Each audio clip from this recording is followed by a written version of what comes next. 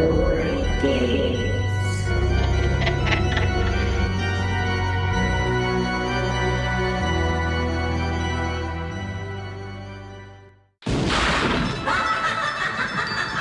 Jump back. Twist the bones and bend the back. Here to decapit the Malika mystic. Back in 1693, the people of Salem, Massachusetts, Witches! Yes? thought they got rid of the Sanderson sisters for good. We shall be back. 300 years later, it's Halloween Eve, and they're back. We're home. Are you boys a little old to be trick-or-treating? We're talking about 3 ancient hags versus the 20th century. How bad can it be?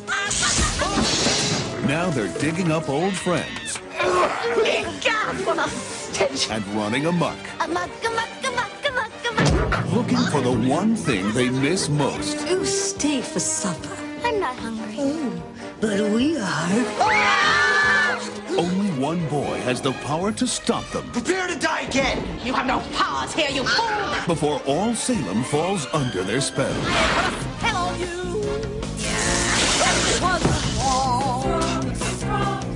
I have put a hell on you. Now you're gone. Walt Disney Pictures presents Bette Midler, Hello. Sarah Jessica Parker, Would thou dance with me? and Kathy Najimy. Hocus Pocus. Into the night. They love to fly, and it shows. Good night. Sleep tight. No screaming.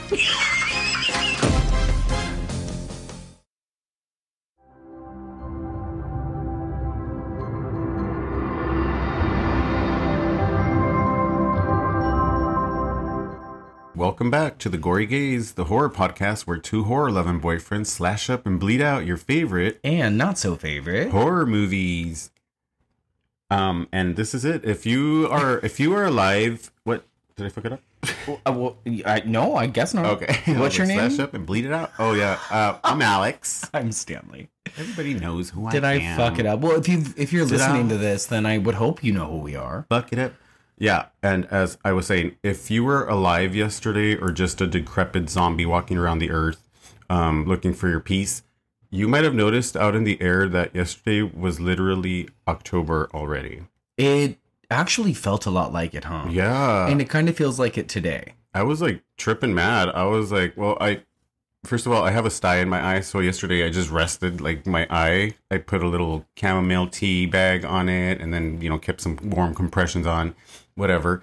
I had the bitch. never heard of that remedy, by the way, until you were telling Susan about it. Oh, it's great. Yeah, it's really great because it's a relaxing herb anyway. So it kind of helped reduce the inflammation and just relax the sensation in the eye. So I'm relaxing and I just feel like a breeze and the weather just looked great. And I was like, it's motherfucking October. Okay. Like I must have taken a nap in July and woke up in October was my thing. Which is why we have decided to do Halloween Hocus Pocus in October. Oh my gosh. And so that is excited. why Hocus Pocus is going to be our first Patreon episode, you guys. You are welcome. Hold up. He said October, but he means July. Wait, what? You said that's why we're doing Hocus Pocus in October, but you meant to say Oh. in July. So it's Halloween in July. Yeah. Oh, yeah. And if you listen to our first Patreon episode, guys, and again, this is only our second episode, so sorry. We are not going to be editing anything. These are mostly just going to be audio commentaries. You might get a trivia episode every now and then. I think we're going to throw our interviews on here if we ever get around to doing them. Yeah. But you'll yeah. have plenty of barks from Sheriff, and dude. he potentially may pass gas a little here and there. He's our volume tester. Yeah. But we were originally going to do Whatever Happened to Baby Jane, because that was a poll that we had. I've written a letter to Daddy. But I kind of thought that was a little overwhelming to do as our first audio commentary, just because it's over 2 hours long. It is over 2 hours long, and in all honesty, it's something that you kind of like have to shovel out some crap in it. Like you really have to like. I mean, it's a movie that's literally worth talking about for 2.5 hours if you have to, or even more. It's a good movie. It's great. It's a perfect movie. But it's not a lot is given, honestly. So you have to like dissect a lot of the parts so that you can have something to talk about. Really, not a lot is given. Well, in theory, like you can search everything almost, and to me, like Baby Jane is something that I've never really explored. So like that was like, honestly, it was like, fuck, how do I break this movie down? Like exactly, because it's such it's an idol of a movie, I believe, you know, like it's something that's like really up there. Oh, it's on a pedestal. It's on a pedestal. Yes. And it started like a whole genre of film. So that's why I'm like, this is one of those grandfather, but it's such a grandmothers. Yes. Wow. So it's something that you really have to be delicate with, I believe. And I wanted to be like you had mentioned, I wanted to be smart about it. I didn't just want to do this movie wrong or not do it its justice. It deserves for my laziness. Yeah, I agree. Yeah, and that's why the other day I was like, fuck, dude, I'm not trying to push this off. But like, I just want to do these audio commentaries on the Patreon, just like kind of like fuck it. Like I don't want to like research it. I don't want to do notes. Like when we're doing Hocus Pocus, we're literally going to be watching this movie and just having a good fucking time with you guys. We're going to press play, take our fucking shirts off, hit the bong, and go. You know what I mean? Everyone knows Hocus Pocus. Yes. And I think we kind of have decided that the first few audio commentaries we do are going to be like this, Return to Oz, like kid-friendly horror shit, just that we grew up with, that we had a good time with. Yeah. And this is just a good place to start. So I love it. I love the whole, you know, like finding the horror in children's classics, you know, like it's a thing. It's an actual thing, because these are the things that scared us as kids, that kept us underneath the blanket. That was our safe space. And, you know, like as sweaty as it was underneath the blanket, and even more like, you were putting yourself in a worse situation, breathing heavily underneath the blanket, scaring the shit out of yourself, when there, in reality, nothing existed outside of that blanket. Yeah, and I think these movies did. Yeah, Hocus Pocus was no different. I mean, it's definitely more kid-friendly than other movies we will talk about. I think the reason I wanted to start with this was because this whole it feels like Halloween in July right now, you know, what we already talked about, and the anniversary is coming up, and we're gonna drop this I think on Sunday, and the anniversary I want to say is on Tuesday, the 16th, whenever the 16th lands, or is it the 19th? I can't remember. Sure, but let's correct that. Meanwhile, I just want to say, and I know that this is probably going to touch you in more of a way than it did to me, because of your childhood, of course, upcoming with this, and it's July 16th. Miss Shelley Duvall. Oh, God. But I wanted to bring her up because of the fact that you literally went right away and showed me like all of these like creepy, you know, what is it, the fairy tale theater, you know, like the whole witch thing and like everything that she played. And these shows were literally horrific as a kid, and it's like one of those things, the horror and kids classics, you know, and Miss Shelley Duvall played so much. And for those who are listening, and I know we don't have a lot of patrons yet. I think so far we might have like 3 or 4, including Scotty and Lonnie. But so we're going to take care of the ones that are Thank you so much, you guys, for being here. Yeah, we have a couple more. We'll list them off at the end of the episode. Yeah, you guys, Shelley Duvall, what a fucking treasure. Like, she wasn't in like a whole bunch of movies throughout her career, but the movies that she was in were like really, really important. Yeah, they were staples for sure. And I think that the stuff that she did for children's television, more notably fairy tale theater, was really important as well. And I mean, I have the entire series on DVD, and I just think, oh God, the stuff that we were watching yesterday, before you even got home, I watched Rumpelstiltskin. I watched Sleeping Beauty. No, we watched Sleeping Beauty together. I watched Rapunzel. I watched a whole bunch of stuff on the day that she had passed. And when you had told me that she passed, I literally shed tears. Yeah. And it was just like, I made such an impact, but... And I believe it. Like, I sincerely believe that you should like shed a tear for somebody that's your favorite like that. Like my sister had mentioned too. She's all like, "Oh no, not olive oil," and I'm like, it touches us in different ways, because it's true. I remember actually growing up with the olive oil version of her, you know, as opposed to the horror version that you got. And you know, other shows here and there, and a lot of projects that she did. She had so much work too, but. Yeah, it's true. In her beginning, it was like a soft beginning. Not a soft beginning, but it was.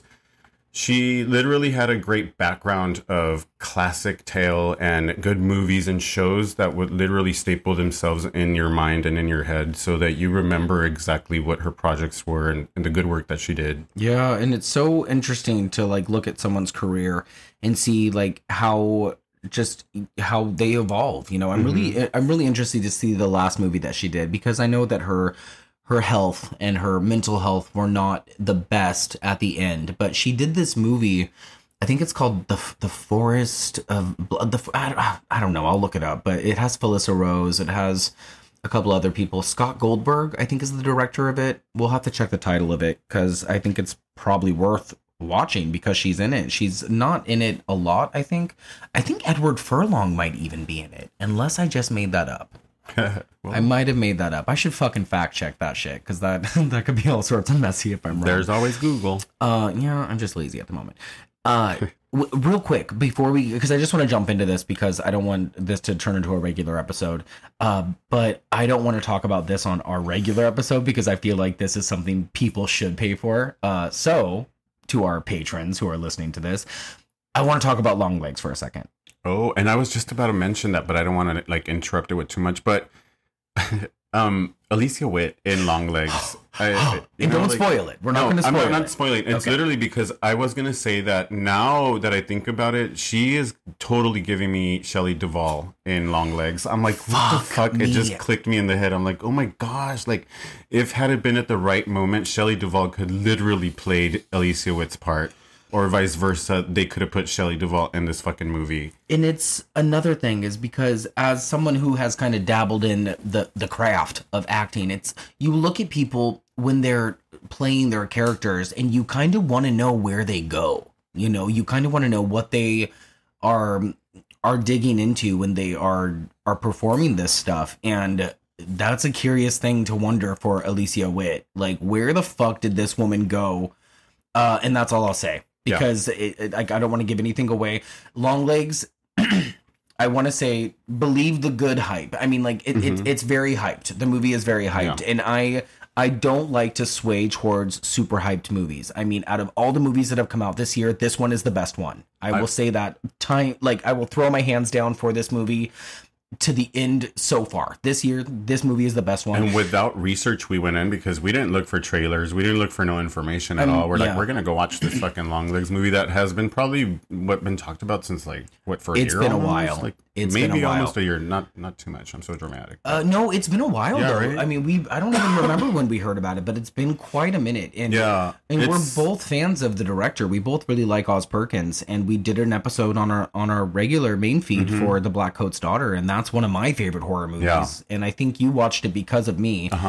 And God, you guys. And because Emma Roberts, of course, that's how you sold it. You're like, you love Emma Roberts, you're gonna fucking love her. And she's great in it, but it's not even her that makes it so wonderful. And I'm telling you guys now that and it wasn't even released until like a month ago that Kiernan Shipka was involved, but Kiernan Shipka has like a small baby role in this movie. And she gives it. Also, it's your connection, right? Like you have this theory. My theory. I'm gonna hang on it. I'm gonna hang on it too. I think it's fucking wonderful, dude. Yeah. It's just like the aesthetic of this movie. There are some far stretches that are kind of plot holy, that don't really make a lot of sense towards the end. But the complainers will complain. But to me, I was like, fucking genius. Yeah. Yes. You don't need to like have things completely tied together to make a good movie or to tell a good story. And I mean, everyone's gonna either be in it or against it for the Nicolas Cage stuff. Bro, I thought Nicolas Cage was fucking horrifying. Best fucking performance ever. And I know you will argue that with me. Alex, what the fuck? I'm not going to argue. I'm like, I have never in my life even pictured, like, I grew up with Nicolas Cage in that fucking movies. What was that movie? City of Angels? No? Any other movie. Sure, City of Angels. City of Angels, right? Yeah. That was him? The drama. He's a dramatic actor. And he was such a dramatic actor. We all fell in love with him up until the comedy, and then he kind of like just got weird. But he kind of like went all Shia LaBeouf on us, if you will. He chooses interesting projects. that's why I actually admire and love Nicolas Cage, because he chooses those fucking weird parts that don't even belong to him. Honestly, it's like Nicolas Cage, But LONGLEGS. the thing that he is like that I admire about him is that he fucking commits. Yeah, man. he commits. He did it, man. He I really fucking commits. enjoyed him so much last night. I wanted more. You asked me after the movie was over, and I was like, the only thing I wish I had more of was, honest to God, more Nicolas Cage. Like, I just need more of him. Like, it was too quick for me. There was not enough, but at the same time, it was. Damn it! I keep hitting this thing. There was not enough, but at the same time, there was just enough of everything that I needed. Yeah, it was like, it didn't even take it over the edge. Like, it was just about to get to the tip of the over the edge, where it was just enough, like Stanley saying. And I feel like if they would have gave us a lot more, the movie probably would have been longer. Or there probably would have been like more. It ended at exactly the right moment. Like, I think if it would have went any further, then it could have went into a territory where people, in myself included, would have been like, well, yeah. Okay, hold on a second. So we watched it last night in mind with the hypeness, right? But now we want to go back and actually watch the fucking movie again. I actually loved the movie so much. And that's the thing with Oz Perkins movies, and I still haven't seen I Am the Pretty Thing That Lives in the House, but all the other movies, Gretel and Hansel, I thought was so pleasing to the eyes, and it had such good performances from the three main the three main actors. And it's a mood, you know. He just has such a mood for the movies that I have seen, and I think The Black Coat's Daughter it's so perfect. Like, in every way, it's so perfect. And I from the moment this movie started until the very end, like, I was kind of like hugging my knees a little bit, and like I was just uncomfortable. Oh, the part where he first came out, where he first like goes cuckoo, you know, and he shows himself to the little girl, and like, you had my hand, like we were holding hands, of course, like we do because we're boyfriends. We are. You squeezed the shit out of my hand. I was like, okay, like, let go of my hand. Well, like, and it's funny too, because you had said like, oh God, like I don't know what you said this morning. You said something, but I was like, bro, like, these are the people that came over to my house when I was a kid. Yeah. Like, these are the people that were coming to my house, like hanging out with my parents and like hanging out with my mom. So like, and there's an angle. And Go how ahead. funny, because they're in the state of Oregon. Oh my God. That was like the biggest fucking thing too. Cause Alex was like, is that an Oregon flag? You notice Clinton in the background. There's a Clinton picture in the chief's office, or I don't know who he is, the captain or the chief. It's Agent Carter. FBI, yeah. Blair Underwood, baby. Yes. Good performance from Blair Underwood. By Everybody. Fucking stellar performances all around. And to his right, is it, or his left, there was a flag that said State of Oregon in it. And I'm like hitting Stanley. I'm like, they're in Oregon. And then like all of a sudden, like everywhere they are in Oregon. Yeah. And we're both just like, what the fuck? I was so convinced that we drove through there. Yeah, we probably did. Yeah. Like, I don't know exactly where they were. We should check. But we're going to have to do we'll do an episode eventually on this guy's collection of work, but specifically on this movie. But I wanted to say one thing. I will take as many movies as they want to give us. It's just so fascinating. The whole like, just the way it wrapped up was so fascinating. It's the mix of it all. And you know, to me, it's like satanic possession, like dolls, fucking slashers, like stuff they fucking did with the dolls. I thought that it was going to go a wonky direction that I was not going to fucking jive with. And then at the end of it, especially with everything that started happening with baby Kiernan, I was like, okay. Like, oh my gosh. Her accent. You guys, just fucking watch this movie. Yeah. Like, say something. What was it? I'm happy as a peach. Yeah. I'm doing happy as a peach. Do it. I'll do it right here. Stab my heart and watch it go pop, pop. Pop. She's so good. Yeah. Kiernan Shipka, if you ever listen to anything that your name pops up within our name related, please just know how much we love you. Yes. We love you, girl. Keep doing it. Keep doing all of it. Okay, we should probably start doing this, because again, we I didn't mean to rant. We want to save that kind of stuff for the main feed, and then just stick to like the point Yeah. for our Patreon listeners. But the like, long we have legs so much thing- to talk about because we haven't been on here for like it's been a minute. 2 weeks. It's 3 been a weeks. while. But we've been on another podcast. We've been on other stuff. Oh yeah, we can mention that here too. We were on the Trauma Donna podcast with Nick. That was great. And we also were on the Ghoul Friends podcast. I think she's gonna release that in a couple weeks. Yeah, we took a trip. We've been doing stuff. We've been busy. We're not just fucking around. Yeah. Y'all. Yeah. But with that being said, reminder, we will be releasing new episodes on the main feed soon. I have a couple movies picked out. I don't know about Alex. I'm coming. Damn it, I'm enjoying my summer. So you can look forward to Joyride. I have a broken wrist. I have a sty. And War of the Worlds, at least on my end. Unless I change my mind. It's very likely I could. And then our next audio commentary on this end will either be... Oh, you know what? No, I'm not gonna fuck with that because that might change. But as far as whatever happened to Baby Jane goes, it will be coming. We're just not sure when. So just know that we want that episode to be good for you guys. Yeah. Hocus Pocus can fuck up, bitch. Fuck up, bitch. Just kidding. We love this movie so much and we're really excited to talk about it. And we have been feeling so fucking Halloween-y festive. And we might even start decorating. Yeah, you guys. And we're 357 days sober today from alcohol, of course, and everything else that the gate opens. That's 8 days shy of a week. Well, I mean, I haven't done... We're in the stretch. Anything. And almost, like, fuck, when was the last time you done any drugs? Who cares? I know. Who cares? Not to mention, but we're not doing it. I'm just kidding. But it's been a long motherfucking time. It's enough to where if you're doing it in front of me, it probably wouldn't even bug me anymore. I'll be like, oh my God. You do you, boo. Yeah, we were in Oregon and somebody just like busted Somebody's out. uncle. Somebody busted out some coke. And we were like, oh, no, we're okay. And that was in Oregon. That was the first time in my adult life that I have actually walked away from someone with open drugs in front of me. And I was like, you need me to get rid of that straw? It was I'll throw it away for you. The most insane thing that's ever happened. So pat on the back. Yeah, pat on the back to that. Honestly, that was good. Literally just that was a good tolerance check.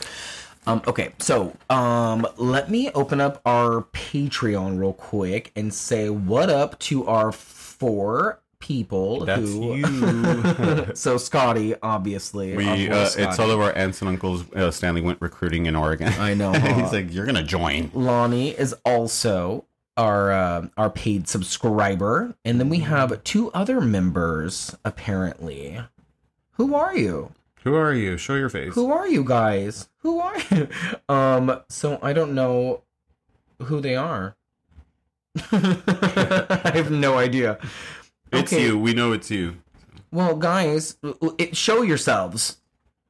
Okay, I have no idea. Thanks for being here, though. They're not paid patrons, so I don't know why it's not showing their face, but we're really grateful for you. Absolutely. Thanks for hanging out. So Scotty and Lonnie, this is for you guys. For those who maybe join, thanks for being here as well. And the other 2, reveal yourself. Yeah, that would be nice, guys.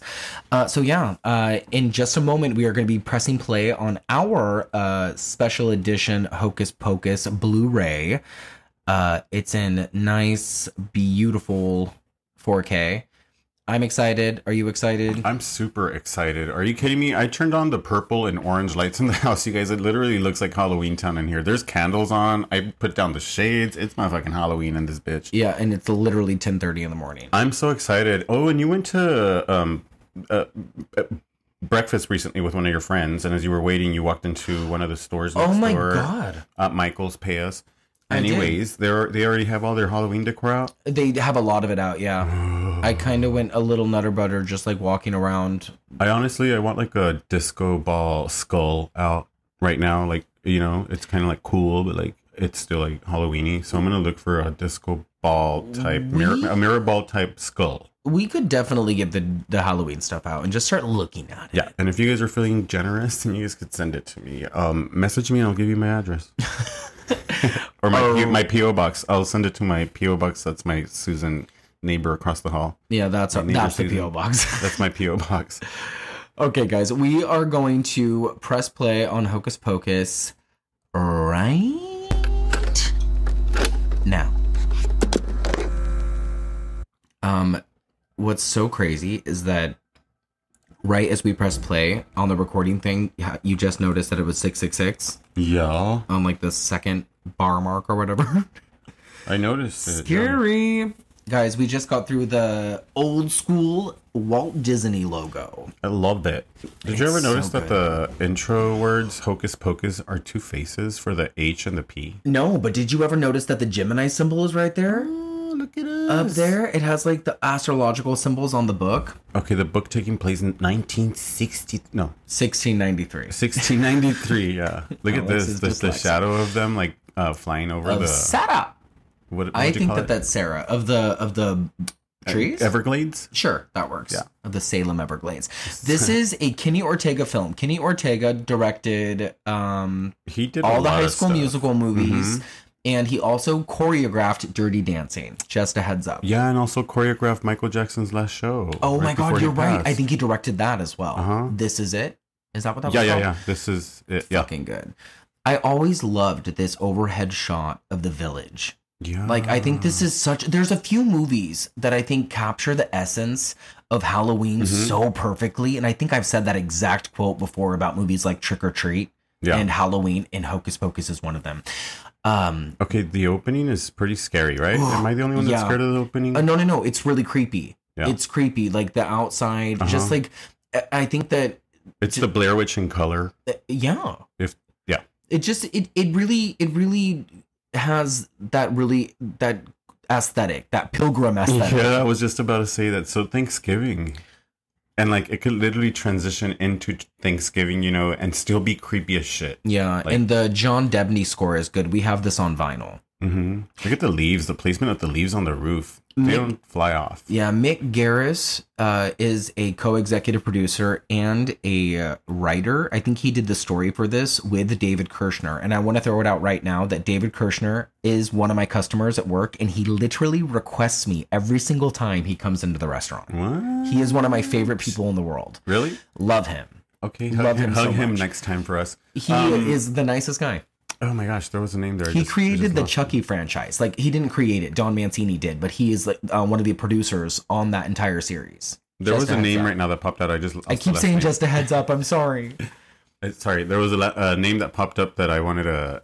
It said Bonnie something... Bruckheimer. Yeah. Is she of the Bruckheimers, like the Pirate of the Caribbean Bruckheimer? Oh, Jerry? Yeah. I have no idea. We'll have to check on that. I'll have to Google that shit. Question. Yeah. Is this early morning, or is it like going into the night? It's early morning. Yeah. Okay. I don't think I ever understood that. Early morning, because to me, like, the chickens and the ducks are still awake, and normally if it's going at night, they should be sleeping already.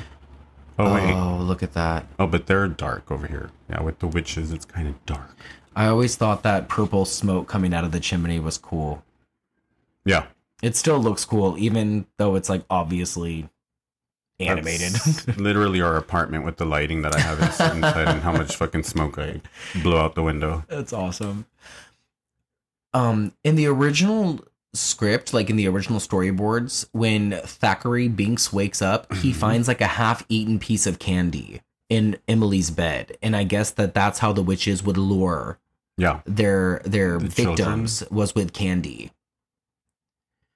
This is so scary. It's a fucking frightening concept. Just witches kidnapping children from like the village. And what's funny is that this is like a much, much lighter version of that movie, The Witch. Yeah. The Roger Eggers film. Like, this is quite literally what happens in that movie. Like, the babies are taken from their families and are murdered. It's just, I don't know who's scarier, like Winifred, because she is fucking scary, period, or like, I don't know, like Sarah Michelle, like she plays such a good witch just because she is... Sarah Michelle. Oh my gosh, Sarah Michelle. Sarah Jessica. I got my Sarahs wrong. Who does she play? She plays Sarah. Oh, duh. Yeah. She does play herself, Sarah. Look at the child here. Yeah. Or if she's scarier because she's just like normal but not normal looking, like she's still wicked. She's the most wicked. Mary? Sarah. Oh, they just all have really fucking awful qualities about them that contribute to the mass destruction of their goal. Winifred looks satanic. Sarah looks like wicked. as shit. Yeah. And then you got Mary. Like, so, yeah, and they all have... She's just Mary. Like, a crazy characteristic. Like, Winnie is, like, the leader, and then Mary can smell and sniff out children. Uh-huh. And Sarah is the one who gets them there with her sultry voice. Yeah, like she's the siren of the bunch. Yeah, and she's also a fucking idiot. She's a great idiot. They're all kind of dumb. Like Winnie is the only one that has any sort of smarts about her. And that poor girl. They have kidnapped Emily, who is a child from the village, just so we should be clear, just in case any of you are not following. And these three witches live in the woods in a scary house. And Thackeray has followed the witches and is basically trying to save his sister. Spoiler, he doesn't. What does thou call that? This movie's really quotable. Yeah, it really is. That's a hard part about watching this movie is that I can watch this on mute like we're doing right now. We don't have to watch this with sound because we've both seen it so many times to where I can hear it. Oh, yeah, me too. You know what I mean? And I can walk away, do the fucking dishes, come back and know exactly what part it's on, you know? I haven't watched it in such good quality, though, since I probably bought this Blu-ray. Because you watch it on Disney Plus and stuff like that, and it doesn't look this good. No, not really. When was the first time you saw this movie? Do you remember? Oh, fuck. Maybe when it came out. I don't remember exactly, honestly, but it was just like a traditional thing to do during Disney. So you watched it so many times. I forgot, like, the first time I watched it. So it was not a theatrical experience? Not for me, no. I saw this in theaters with Boy Scouts. It was like a Boy Scout trip. Well, why not? Why not? Well, why? What a weird time to release a Halloween film, right? This movie came out July 16th, 1993. It's actually not. Like, it's a summer film. It's not. It's just like marketing and the whole July is Halloween. You got to catch up. Like, this is the moneymaker. But because of this, though, I have it's not even a subconscious thing. It's pretty clear. I do it every year now. My Halloween does start on July 16th because I can start watching this movie around then because that's when it came out. Think of how much it's been like that since I was a kid. Think of how much money this brings in because it's Hocus Pocus, it's Disney, it's scary, it's about witches. So they release it in July, and by October, the costumes are ready for sale. Well, yes, but this movie did terrible at the box office. Yeah. Like, it did so bad. You're bringing in money other ways, you know, like Disney knows what they're doing. Yeah, it took a long time for this movie to catch on. It got really terrible reviews. I think it made $50.8 million, according to Wikipedia, on a $28 million budget. So it did okay. Like, it made its money back, but it was not like the success that it was supposed to be. And I think that box office is including like the resurgences that it's had. And still. Yeah, but it had a big resurgence on VHS over the years. It's now like got a massive cult following. It airs every year on what is that called? The ABC Family TV Halloween or whatever, 31 Days of Halloween. It was on the Disney Channel all the time during the Halloween season when I was growing up. You could probably catch it right now if you're watching like the Disney Channel. Probably like what is it? 110 days to Halloween, because that's exactly how many days are left for Halloween till Halloween. Yeah, is 110. And they probably it? Yeah, probably be marketing right now like 110. You know, like July Halloween. Oh, what are we gonna be for Halloween? I don't know. Now that I think about it, Renee could be Winnie. I'll be Mary. You can be Sarah. Yeah. I love it. But to live forever with his guilt. As what, Winnie? As what? We could dress the dogs up as these guys. Twist that the would be bones cute. And bend the back. Oh my god, I love this part. Guys, I don't know if all y'all participate in the cannabis. I say hit it every 5 minutes. Yeah. And also, I did an episode of Ghoul Friends, speaking of Ghoul Friends, on this movie a couple of years ago. Now that I think about it, yeah, we did a double feature on this and The Witches. And The Witches is something we'll probably cover on this particular feed as well. The Witches we have to. Oh my gosh, when the villagers come over to the house and like you could see the fire outside of the windows with their, like, what is it? Their torches. Yeah. And their spikes and their... Yeah, they're there to seek out revenge. One of I think it was Elijah, it was Thackeray's friend, went and alerted the villagers to let them know that witchery has been happening. This is actually a really scary concept. Yeah. Imagine to be in the 1600s when all this stuff was happening. Like, did you ever see The Crucible or read the play? Yeah. Like, this is like a real thing. Well, like the Salem Witch Trials was a real fucking thing. Like a lot of people were hung and accused of actual witchcraft, but a lot of them were innocent. I mean, like it did happen. It didn't happen. Like who knows? We weren't fucking there, but there are people who believe that it did. Right? It's the hanging of a witch and the screams that they let out, and like you're probably releasing something more wicked into the air by burning a witch. I mean, these ones actually did it though. Imagine if this was remade today, but as a horror film, like darker. Yeah, like I think that this could have been really scary if it was executed as a horror film. Yeah. What did you think of the sequel? I liked it. I was okay with it. I don't hate it, but a lot of people did. A lot of people disliked it. But to me, it was like, oh, what a great little message. It's so cute. You know, because I have sisters, and that's the only reason why, but like, whatever. I think they waited too long. But I think that they should have released it last year to make it an even 30 years. I feel like they shouldn't. At the same time, like I just said they waited too long, but they could have waited one more year to like make it an even 30 years, or they could have not made it at all. Like 10 years later to make it like more consistent with like a story that was like cohesive with the original cast. Yeah. It's a good story. I just felt like it was one of those movies where they just kept on repeating a lot of shit from the first movie and like trying to feed us, you know, like the lines over and over again just to keep us comfortable and like, oh my gosh, yeah, something for the parents and something for the kids, you know, like, but it was like that was their aim, was to just people please the crowd. Nostalgia factors. Yeah. And I think that they wanted to do something with the original three women before the clock ran out too. So they had to give us something. Speaking of a clock running out, this woman, the woman who plays the teacher, do you recognize her? Because she was in so much. I do recognize her. I don't know from where though, but she was in. I do remember her with the a lot of Blues lipstick. Brothers 2000. That's what I remember her from, but I don't remember her. Oh God, she has such a familiar face. Y'all, who was the teacher? Who was the teacher? Tell us. Recently, we've seen her in something else, some other shit. This kid Max, though, you know, this was supposed to be played by Leonardo DiCaprio. This part of Max, but he said no to this part to play the role in Gilbert Grape. What's Eating Gilbert's Grape? Oh fuck, really? Yeah.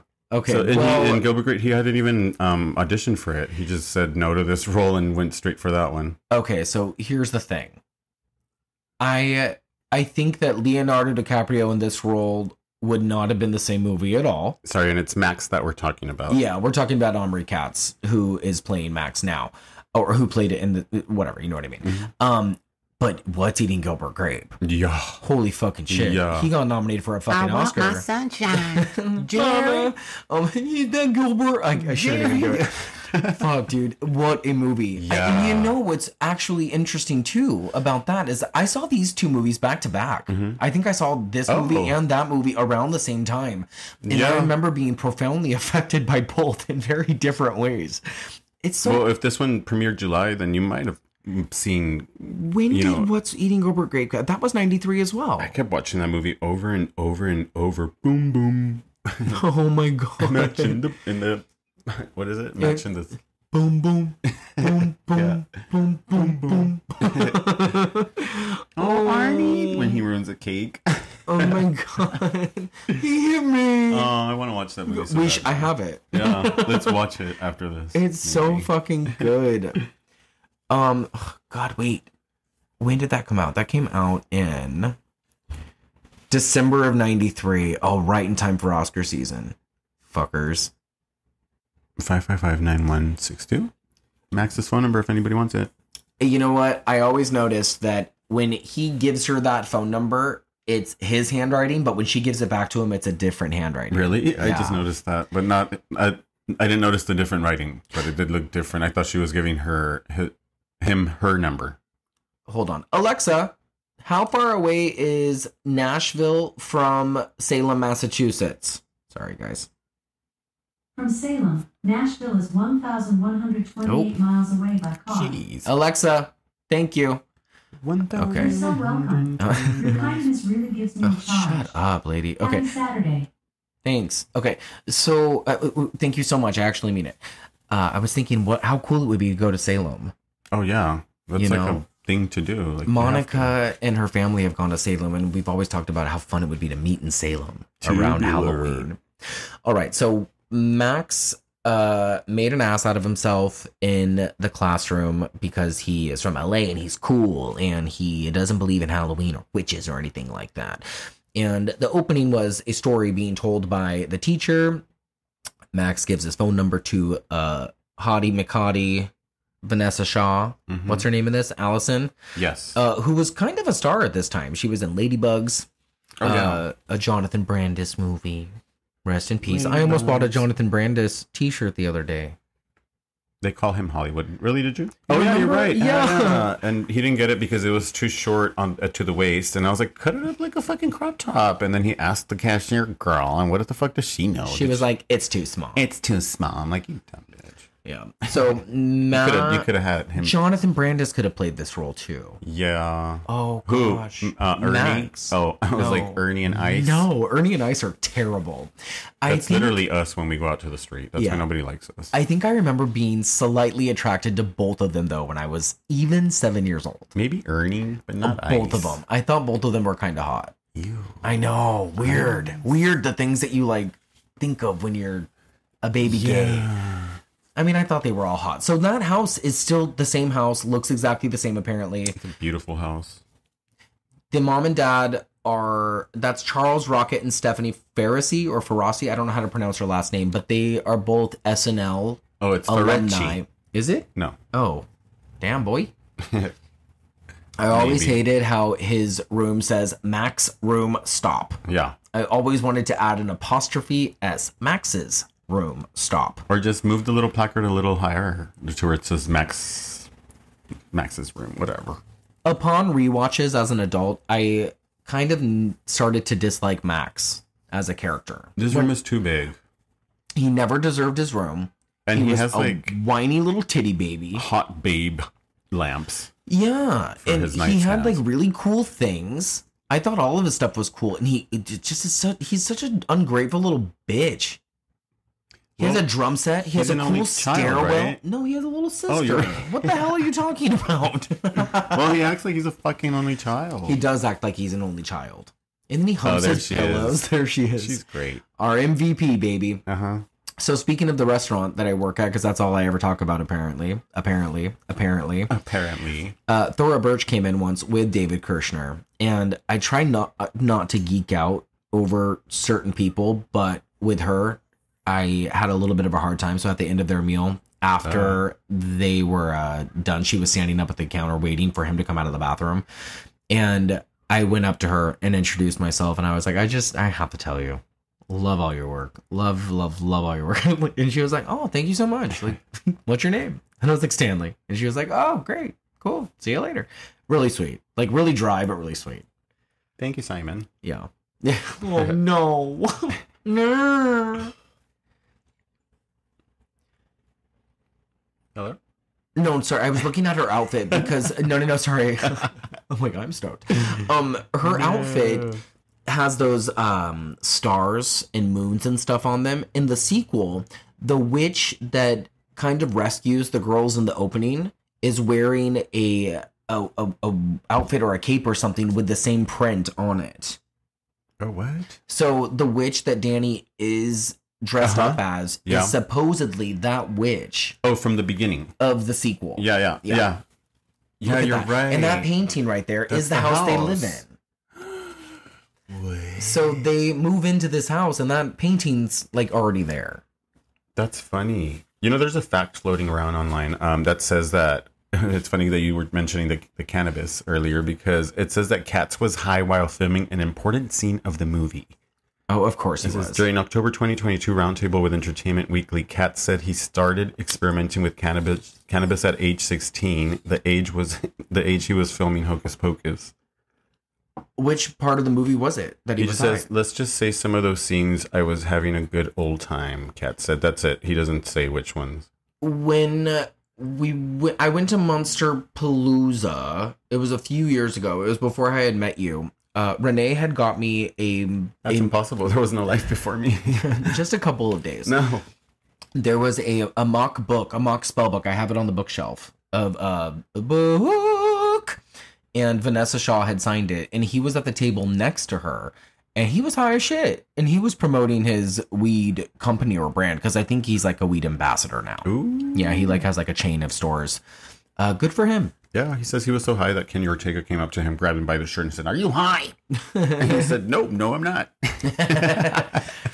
He was a good little actor. He was on that show, Erie, Indiana. Did you ever watch that? I'm pretty sure I did. Erie, Indiana, but I might have just skipped through some episodes not to be... Oh. Is that you, girl? It's the killer. It's my sister. I'll text her to... I love a phone call. That proves that we live. We are live. Danny and Max are trick-or-treating because he's been forced to take her trick-or-treating through the neighborhood, and they're encountering the bullies right now, and Max is embarrassing Danny. Danny is embarrassing Max. Oh, all these boy names.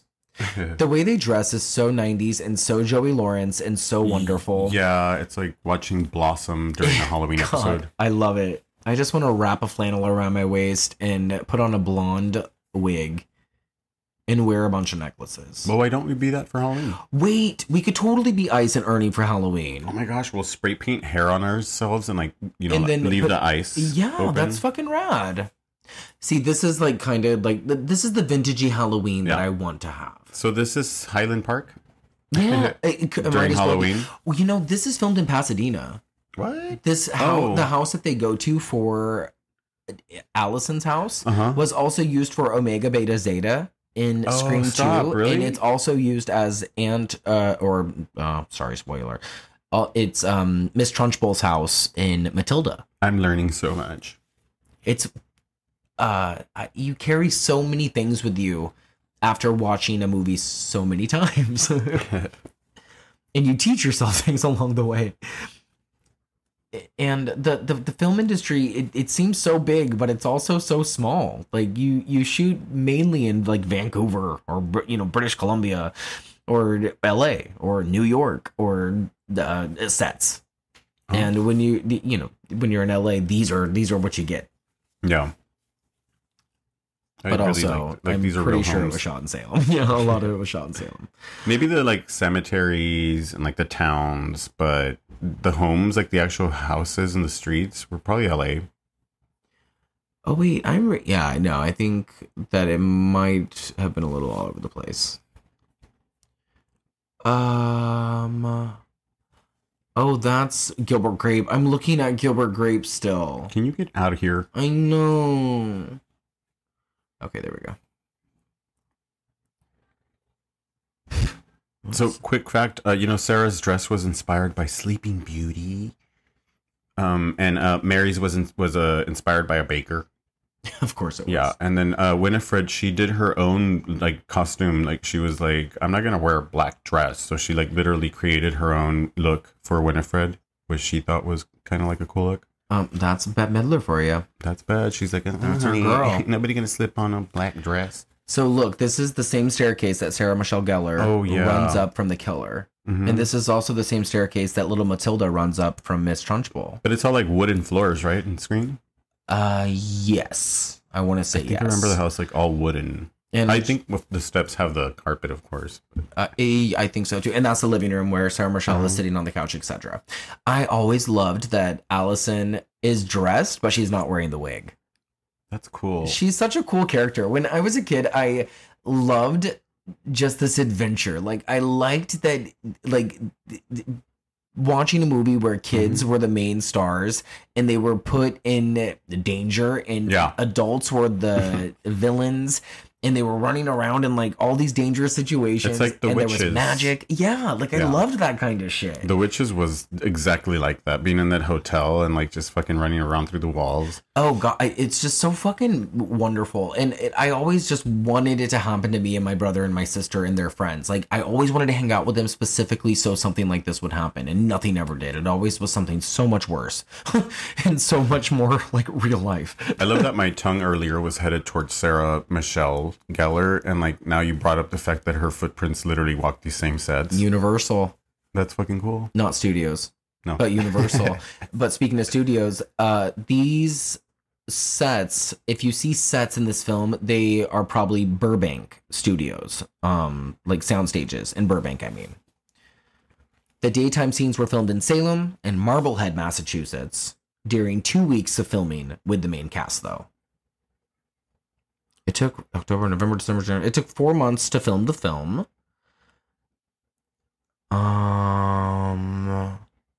Oh, they used an actual cemetery named Old Burial Hill in Marblehead, which is still there. It was established in 1638. There's 1,000 graves. Wow, man. Wilmot Red, who was a victim of the 1692 Salem Witch Trials, is actually buried there. Look at this, Alex. That's the real place? That's really fucking cool. That's insane that's like an actual cemetery. So while they actually reconstructed some of it as a set for the film, obviously. And so this is something that I had a quibble with even as a kid. How on earth did this house stand this test of time for 300 years? You know, like old lumber. You really got to suspend your belief. I mean, we've been to the Winchester house, right? I've been there a few times, and every time I'm there, I'm like, this is still it's still the fucking coolest thing I've ever seen in my life. Like, it's so neat, and like the background like that comes with it is. I think it's just the wood that they use. Like maybe some of it like petrifies and hardens, as opposed to like some that molds and like puffs out and like just gives. Yeah, but like so they've turned the Sanderson house into a gift shop. They sell lighters. Yeah, it's a museum and a gift shop, like Multnomah Falls. And they sell just a bunch of like gaggy shit. I want every single thing. I do too. I like in the sequel though how it's like an amplified gift shop. Yeah. And how this whole block of Salem has turned into like a massive street. And people, it's like shops everywhere. I kind of like that. I feel like Disney's sleeping on this. Like they can literally create a little pop-up for this during Halloween time, and people just go nuts buying everything, you know, like, because we eat shit. We like to buy everything. Why haven't they done that? That's bonkers, dude. I'll buy a $35 chocolate bar. Fuck yeah. Slap the name Hocus Pocus on it. Like, that book wouldn't be there. Not just there without security, like knowing what it is, what it does. Like, I don't believe this. Yeah, this museum is just closed because spooky things were happening, so they just shut it down. But they just left all this stuff there. They left the brooms. They left the black flamed candle. Flame candle. They left this book, this powerful fucking spell book that has an eyeball attached to it that's bound with skin. Yeah. You know, like, this is absolutely fucking insane. The hoods, like their actual robes, like everything is here still. Like every single thing, the house is exactly how it was. Even Binks, still there. Yeah. Watch Danny right here. She looks at the camera. No, Danny, don't look at the camera. She's gonna look at the camera right here. Let's light the sucker. Oh, she might have already done it. She already did it. Whoa. She already did it. But there was a part where she looks directly at the camera. Why did she do that? She should get fired. You've had your fun. It's time to go. Let's go. Thora Birch was a hot commodity around this time. Yeah. Thora Birch was a big star for quite a minute. And she had such a wild life. Okay, the candle is lit, y'all guys. Yeah, he has lit the black flame candle, and you gotta be a virgin. A lot of kids learned what a virgin was real early on. Yeah, how funny. I was 7. Did you light a candle? 6 when this came out. No, but I turned to my scout leader, like an 80-year-old woman named Evelyn. Or was it Ethel? I think her name was Ethel. And I said, "What's a virgin?" What's a virgin?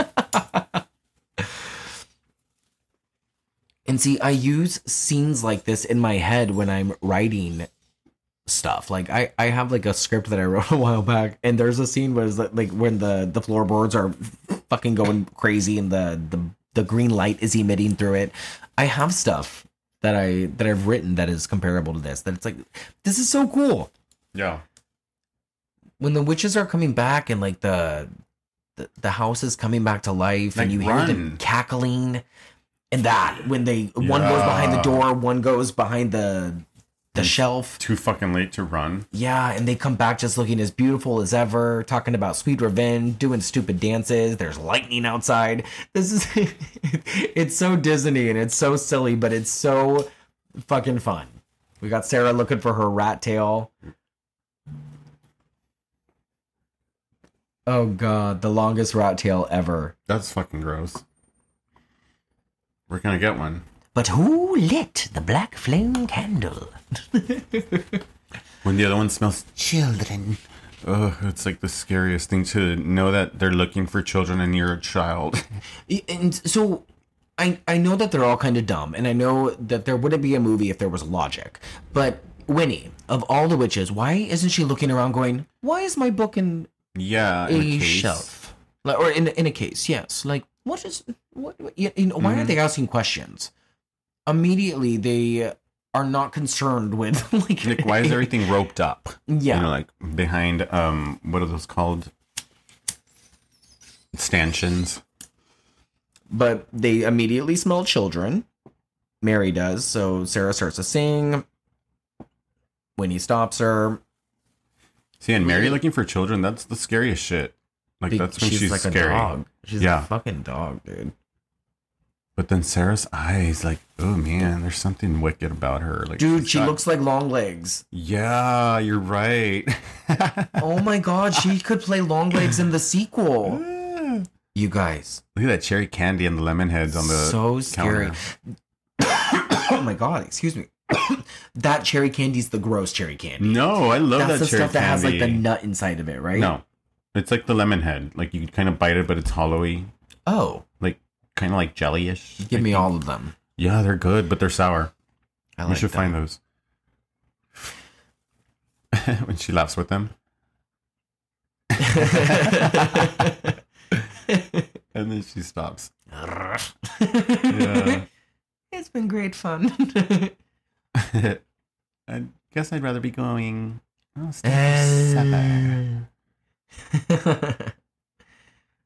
This is like when we were watching Hannibal, but the first, what's it called? Oh, Silence of the Lambs. When he ends the movie and he's like, I'm having a friend for dinner. Oh yes. Ooh. We just watched Silence of the Lambs yesterday because we were mentally prepping for Longlegs because all the marketing assailants, it's the Silence of the Lambs of today.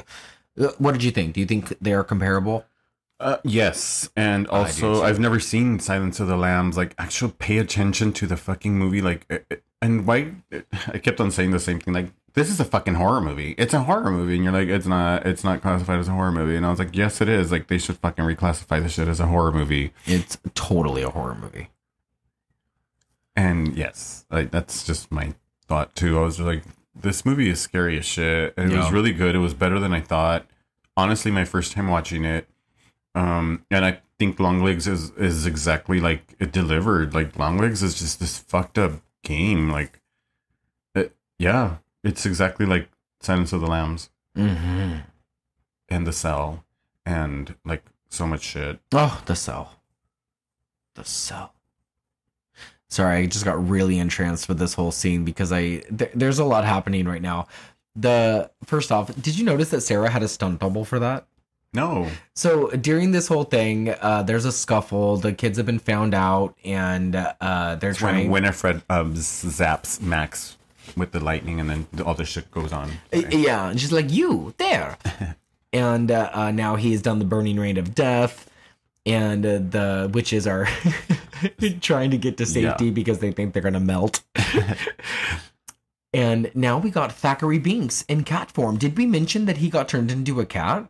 Yeah. No, we didn't. Oh my gosh. I don't think we even mentioned that, you guys. Well, fuck us. Yeah. We are just sitting here talking about long legs and talking about poppycock. Take us back 300 years. Okay, yeah. So Thackeray Binks was turned into a fucking cat. I just assume you're watching it with us, right? Like, that's an audio commentary. Okay, so... And if we mention it now, like we're like so strong about it, we're like, it's a cat. Everybody's probably at this point like, duh. We are watching it. We know. You fucking stoners. Okay, so Thackeray is following them. Now, do you think that house is on a set? This is all on a big set. It has to be, right? Yeah. It is but water. Most refreshing. I think another fun commentary would be Drop Dead Gorgeous. Oh, yeah. I just have like a list of commentaries that we're going to do. I think that some people do like 2 of these a month, like 2 episodes on their Patreon a month. Y'all, we're going to make this worth it for you. Every time we watch a fucking movie, we're going to do a commentary. This is nuts. Producer David Kirschner and also co-writer of the movie. My boy. This was inspired because he used to tell this as a bedtime story to his kids. You know, he's actually told me that. What? He's told me that to my face. Oh, why didn't you bring that shit up? Also, like, how scary? What a brain. Did you say that to him? Like, what a fucking mind. He's so cool. If I had the right mind, I would tell him about this podcast. Mm-hmm. I would like tell him about the things that I'm doing. But there's like some lines that I just can't cross. You know what I mean? Like there are some people that I'm just like, God, I can't like. I'll do it. Give me your card. Mickey Dolenz is one thing. You know, I can be like, hey, how was your dog? You know what I mean? Like there's like certain people I can like, say stupid shit to. But I don't know. Like, well, here's the thing. What's stopping you? The fact that you're at work, because I'd be like, they're crossing your paths for a certain reason. Like, you're going to let this time slip away from you, and you're going to be like, I coulda, shoulda, woulda later. And it's like, you have the time right now. Just do it. What's the worst thing that can actually happen? Like, he throws my card away. What's the worst thing?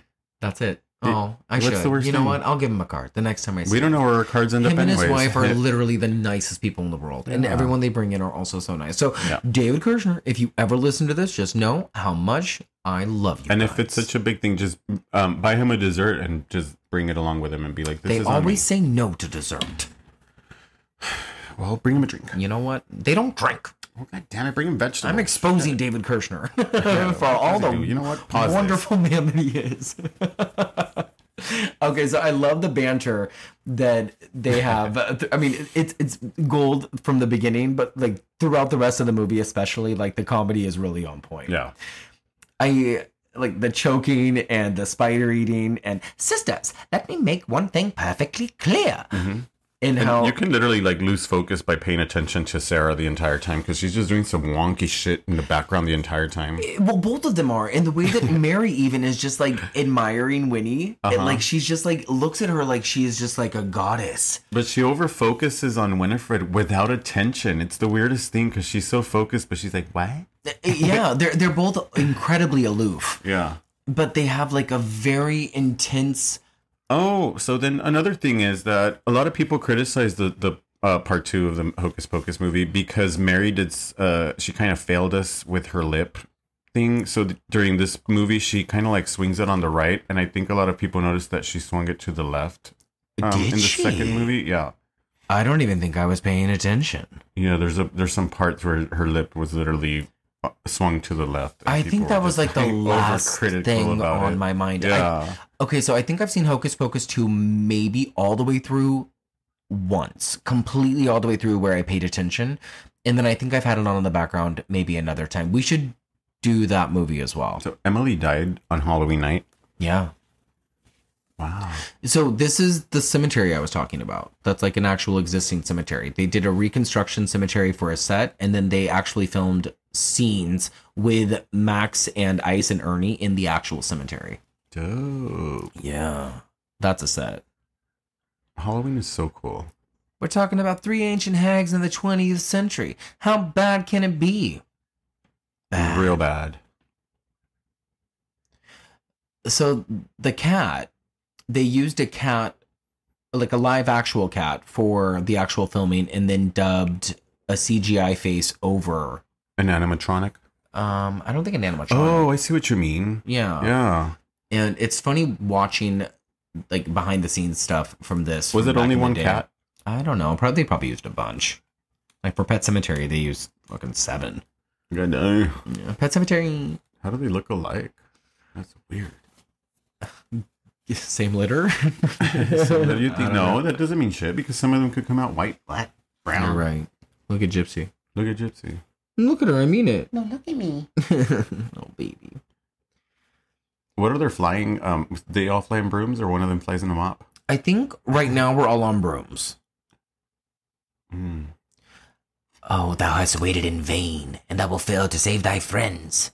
See, and here, Winifred is such a professional flyer as a witch, and Sarah's like, I just can't wait to get up there and fly. Like, she just loves to fly. And like, Mary's like a cautious driver. Like, she's like, oh, left, right, signaling with her and she's like, she's definitely go ahead.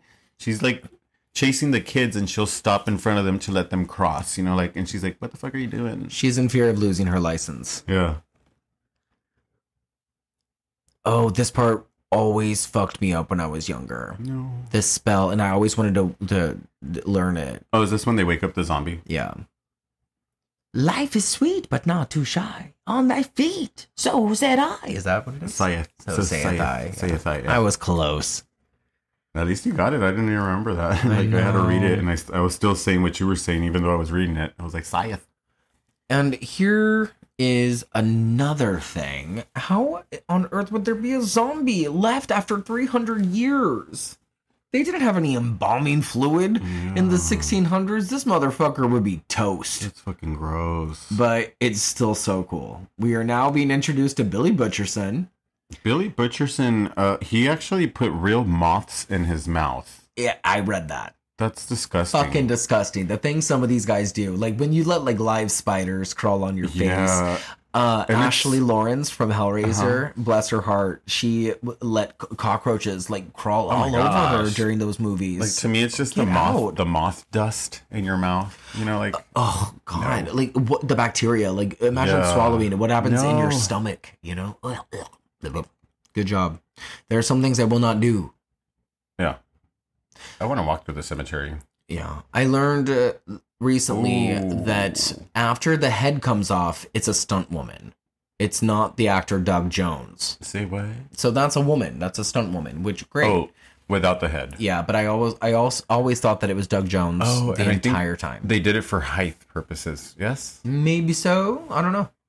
I don't know. Maybe because the actor had to walk around not being able to see all that well, and it was a liability. What does that matter? Put a woman at risk. A stunt. Yeah. Put a woman at risk. Maybe. I don't know. That's fucked up. Yeah. These catacombs are fucking dope. Yeah, they really are. I've never visited a catacomb. Have you? I have not. I've never gone to like the Cancun, I would like Mexico to. Or some bullshit. I'm sure there are some in Italy. Everywhere. Italy, there's some. I'm sure there's some here in the U.S. I keep telling all my customers we're going to Italy next year, even though we're keep not. Keep saying it, baby. Keep saying it. Throw that shit in the air. You maggoty mouth. Not you. Quit sorry. Staring at me. Yeah, maggot mouth. I know who. Oh no, she said you maggot museum.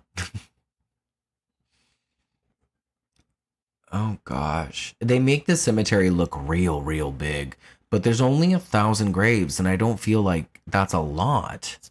Yeah. See, this looks like it could be a set. Right. This is beautiful. So fucking nice. I would build that fence just to build it. Put a big old moon over it. This looks like that cemetery that we passed in Gresham while we were driving up Powell. The one that was on that left that I told you that me and Christine and Ryan broke into when we were in high school to film a little movie.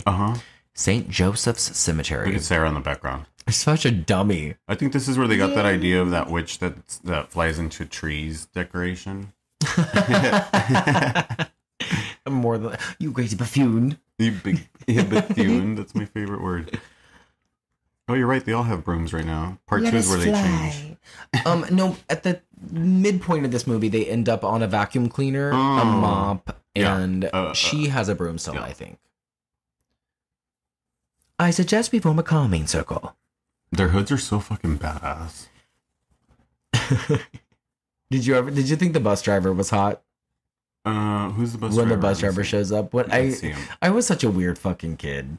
I'm pretty sure we all did. I think I just had like such severe daddy issues that whenever a man showed up on screen, I was like, save me.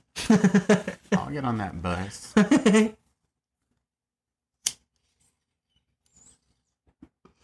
Light it up. How you doing all? Everybody out there still? You enjoying Hocus Pocus with us? See this guy. This is where they're in the middle of their calming circle and the bus approaches. Let's see your daddy issues. Oh gosh, yes. But he's some actor guy. Like he's another shit, right? Who plays the bus driver? All y'all gays out there, y'all thought the bus driver was hot. Hey man. We just confirmed it. Yeah. Okay, who's the bus driver? They don't give us the full cast. He's got a good noggin. He does. There's a man with a good noggin. A big strong nose, you know. He's like, can I give you my badge number? And like this, like what a joke for a kid's movie. He goes. She says, "What we desire is children." He goes, "It may take me a couple of tries, but I think I could. It won't be a problem." Yeah, well, I mean, the ratings in this movie are a little like explicit. Like, there's like sexual content. There's a lot of nudity. Sexual innuendos. So it's like, yeah, there's no nudity. It's what it says. There's cleavage. Yeah, there's like a lot of titty cleavage for kids. I'm sure that's like, you know. But a lot of this went over your head as a kid, right? Like, of course, none of this shit like went. It just went in one ear and out the other. The scare factor, like, kind of, you know, over. Rides it. Did you think that this was? What about this right here? She's sitting on him while driving. Oh fuck yeah! Anybody ever tell you you're easy on the ice? That's horny as fuck. It's so horny. Speed bump, people. Oh, this always made me so sad. And they actually show the cat. This neighborhood reminds me of that movie that you showed me where that kid gets hit by a car. I can't remember that fucking movie. Was it the Spanish movie? No, there's like two grown kids like this walking in the street like that, and then some kid in the roller skates, remember? And they're haunted. The roller skates are like possessed, and they like kind of like turn on fire, and he's like, I can't stop. And did we reviewed that movie, Alex? It was Silent Night, Deadly Night 5. Oh my god. Yeah. But this reminds me of that set. Yes, like it looks like the actual street, and like the kid's gonna come out with them rollerblades right now. I mean, that was filmed in Burbank. Yeah. So yeah, really? It could be. Oh, no way. There's Alex, guys. There's me. Light up. That's awesome. I'm keeping it fun. Hey, Cupcake, don't I get your phone number, your area code? You want my route schedule? That would hate. Whatever the fuck. That would hates me in the morning. No, I wouldn't. Party pooper. Oh no. He's got such an accent. I love this it. This is great when they go to the devil's house or Satan's house. Well, I never quite understood how. First off, it's Gary and Penny Marshall, the very famous directors, but they're brother and sister in real life. Okay. But I think they're playing a married couple. Oh. Never Mrs. quite Pot. understood that. Yeah, we got Mrs. Potts. Mrs. Pot right behind him from Beauty and the Beast. The bless you that happened. Bless you. Yeah. So this is Laverne from Laverne and Shirley? I believe so. Yeah. I would watch that show religiously as a kid. Also directed one of my top 5 favorite Drew Barrymore films. Can you guess what it is?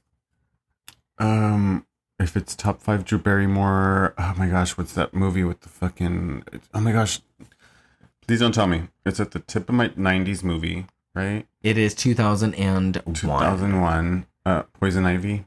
Oh, that was 92. Oh, shit. Then I don't know which one. That's in my top 5 as well. It's Riding in Cars with Boys. Oh, yeah. That's a great movie. I just watched that movie not so long ago. So good. I cry every time I watch it. It's so good. And this is another one when they have the whole virgin talk outside of the liquor store with the cop, the fake cop. Mm-hmm. Insane for a PG film. Oh, you know, we didn't talk about this, and we'll probably talk about it on the main feed too. Jaws. Speaking of movies that are PG, that movie is fucking PG, you guys. And it was the goriest, most insane movie to receive a PG that I've ever seen in my entire fucking life. So here's the thing, Thanks. Stanley has never in his life seen that movie until recently. I was like, you're going to watch this fucking movie because it's the summer and it was the 4th of July and it was the right thing to do on 4th of July. So we watched it and you were freaked out. Couldn't believe it. The part that freaked him out the most was when that one sailor pirate guy tells the story about, why he's all traumatized about the shark infestation that happened. You're like, that's like Titanic with sharks. That was the most horrifying thing I've ever seen on celluloid was him. You couldn't get past that point. You were horrified. Well, first off, I think I was so stoned I couldn't see at that point because I don't do sharks. Shark movies are very, very hard for me, and I couldn't tell you why. Like Shark Week was always hard for me when I was young. But like going in the water is just like a really scary thing because like once you can't see what's happening at your feet, like it's another level. But yeah, like in that story he told about the sharks and having to wait in the water for days and days and days and just sharks tearing all his friends apart. Fuck, man. Unreal. So... Oh, man, when they chop his fingers off, that's the grossest. Well, Thackeray had just got ran over as well, and we are reminded that Thackeray cannot die, Binks the cat, and he inflates again, and everyone's happy. And then the zombie just got his fingers ran over. I don't know why zombie fingers are the grossest thing to me. Because the noise they make. It's just gross. It's like they get all dead, chopped maggoty off. worm. Have we ever discussed a zombie movie on the main channel? No. We're coming close. Well, you didn't remember that we talked about Silent Night, Deadly Night. That's 5. Not a zombie movie. I know, but did we actually? We haven't done zombie movies. Oh shit. Well, we should talk about one. I don't know. All we've done is like slasher, possession. Oh God, we need to. Yeah, we'll save the exorcism for another day. Oh gosh, no. Nope. Let me go close the blinds. I know. I don't want to look out my window looking no more. at us today. We're not even gonna name her anymore. Go away. Leave us alone. Who's this little girl? Who's she supposed to be? Winifred? Oh. Did you ever notice this? No. Oh. Yeah, the little baby versions of them come and steal their brooms. Oh, and did they really? Yes, and I guess it makes sense that they're wearing similar robes now. I never understood this. Yeah, why did that just like because they make sense? Their robes were displayed at the museum. So these kids probably had an idea of what they looked like. So they're a big thing in this town, right? They're like, oh, it's just like the stuff of legends and nightmares. The Sanderson sisters. It's like the Blair Witch. A rotten dog lives here. The torture chamber. So now they're in the house of who they believe is Satan. They've met Satan though. They've been in hell. They spent 300 years in hell with Satan, their quote unquote master. Right. Wouldn't they know if this was Satan? I believe so, but maybe Satan's just a voice or a image or a foggy. Wow, what a good point. And then Medusa. I mean, he was in Longlegs. He was just like a image. Hail Satan. You guys need to get on Longlegs. I'm gonna throw up. What? Hey. God, that movie is so fucking dreadful. Ew, the painting behind Satan. Did you see that? The little girl? No. Scary as shit. Now I have to see it. It'll pop up. Because. Oh, they're all over the place now. It moved. Ralph Sickum. She drops her Clark bars. I do like the way they decorated this house, though. The way it looks like flames and like it's burning, but it's not. It's not. Sarah Jessica Parker's titties are out of control. Mm-hmm. You're not wrong. They really push those motherfuckers. They really could be very nudity, and the slit going up her leg. Yeah, is actually out of control too. We got some cleavage going on. Yeah, that's like mad cleavage. Why? Why did there have to be a sexy sister? I mean, I remember the Entertainment Weekly would come to my house every week. Was it monthly? Oh, it was a week. It was called Entertainment Weekly. Yeah. But there was an article. It was like a 3-page article about. Wait. This was Hocus Pocus. This was a Fangoria magazine, and I think I might even still fucking have it. Okay, it was a set visit from Fangoria, and they were talking about how they wanted to go for an Ophelia look for Sarah Jessica Parker. Sorry, that took a lot. Yeah. And now who the fuck is Ophelia? Ophelia is from Hamlet. Oh. It's a Shakespearean character. What's Hamlet? Who tragically I want to kill you. Wait a minute. Who tragically kills herself. Now, what costumes can you notice here? We got a cowboy. We have a... Nobody. Oh. Tiger Tyrell. We have a knight. We have a horned villain. We have a dad in pajamas and a Count Dracula cloak. Oh, I never noticed that he was in pajamas. No? No. They could be a little bit more scared. Yeah. I like how Allison is kind of like happy that dad's flirting with her. She's like okay. You guys just witnessed the iceberg. Go tell everybody. You got the hair from Alice in Wonderland right there dancing next to Mom. No, Mom made up as Madonna. Yeah. Watch out for Tramadonna's episode. Yeah, it's out now. You don't even have to watch out for it. No, don't watch out for it. Like, literally, it's out. Go listen. Go listen. We talk about... Go take a gander. Yeah. Go take a gander over the mountain. I love it. What's a gander? A walk? Stroll? A gander is like a look. Oh. Yeah. Olivia, what you gandering at the bed for? This makes me want Halloween candy. I know. I want candy corn. So this guy that's singing, he was an actual singer, I think, right? Screamin' Jay Hawkins. Wait, I think I just made that up. Ow. Slither about. That's gross. And Slither about. They really do slither throughout the crowd. It's kind of fun, huh? Oh, there's a frequently asked question right here. In the...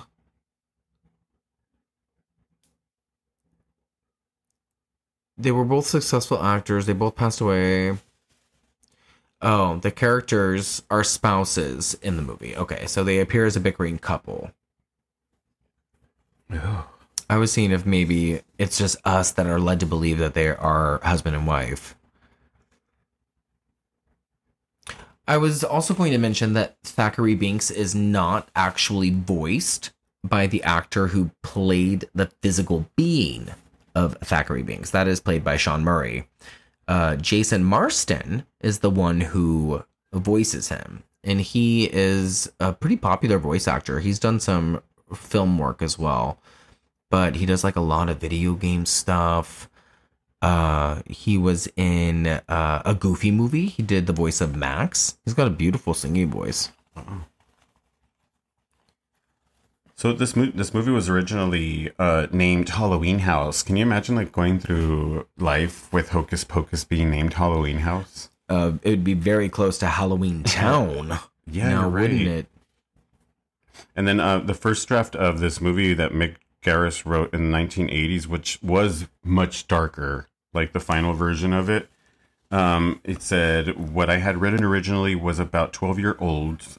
The kids being younger and in more jeopardy was certainly something more explicitly frightening.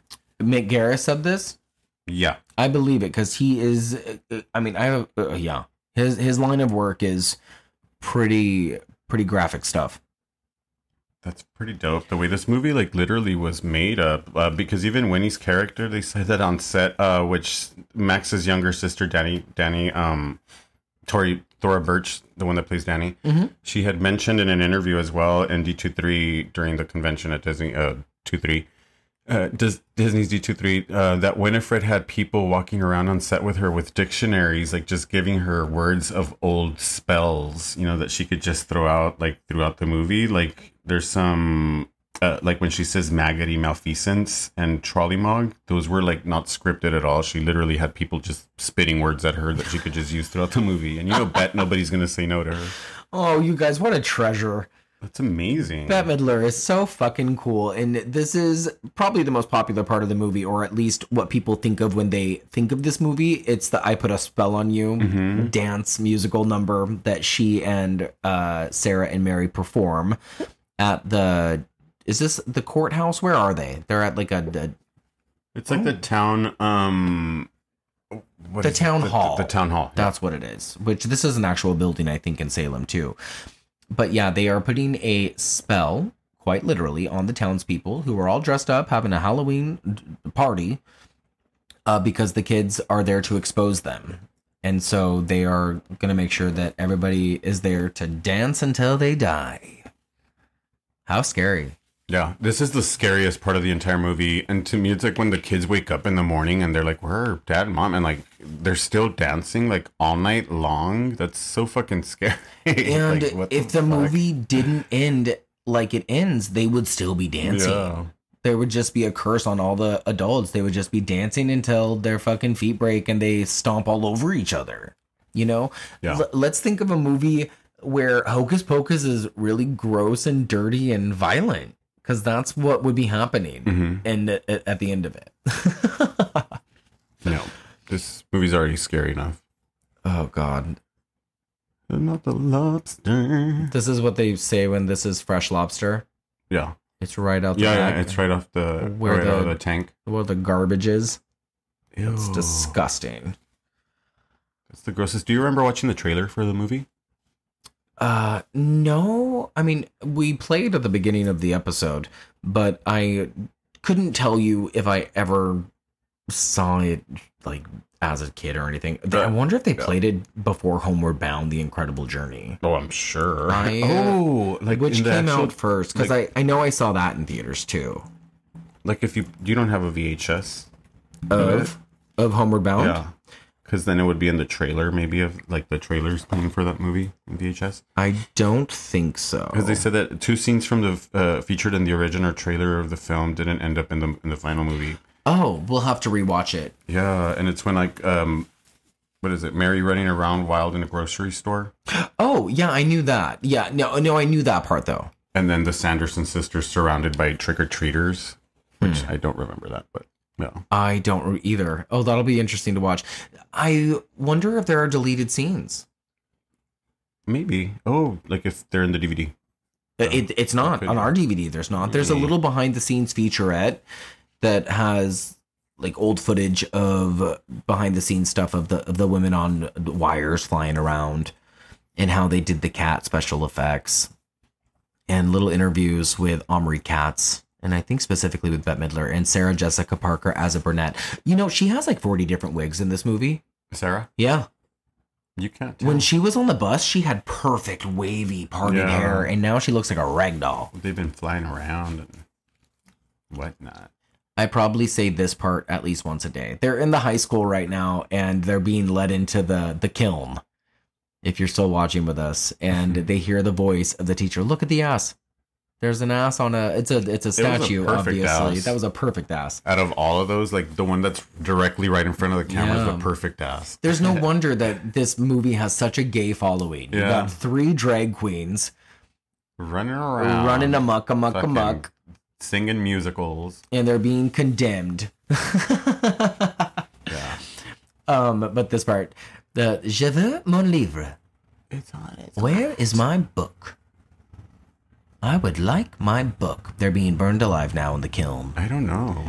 And their green, dirty souls are being washed away. But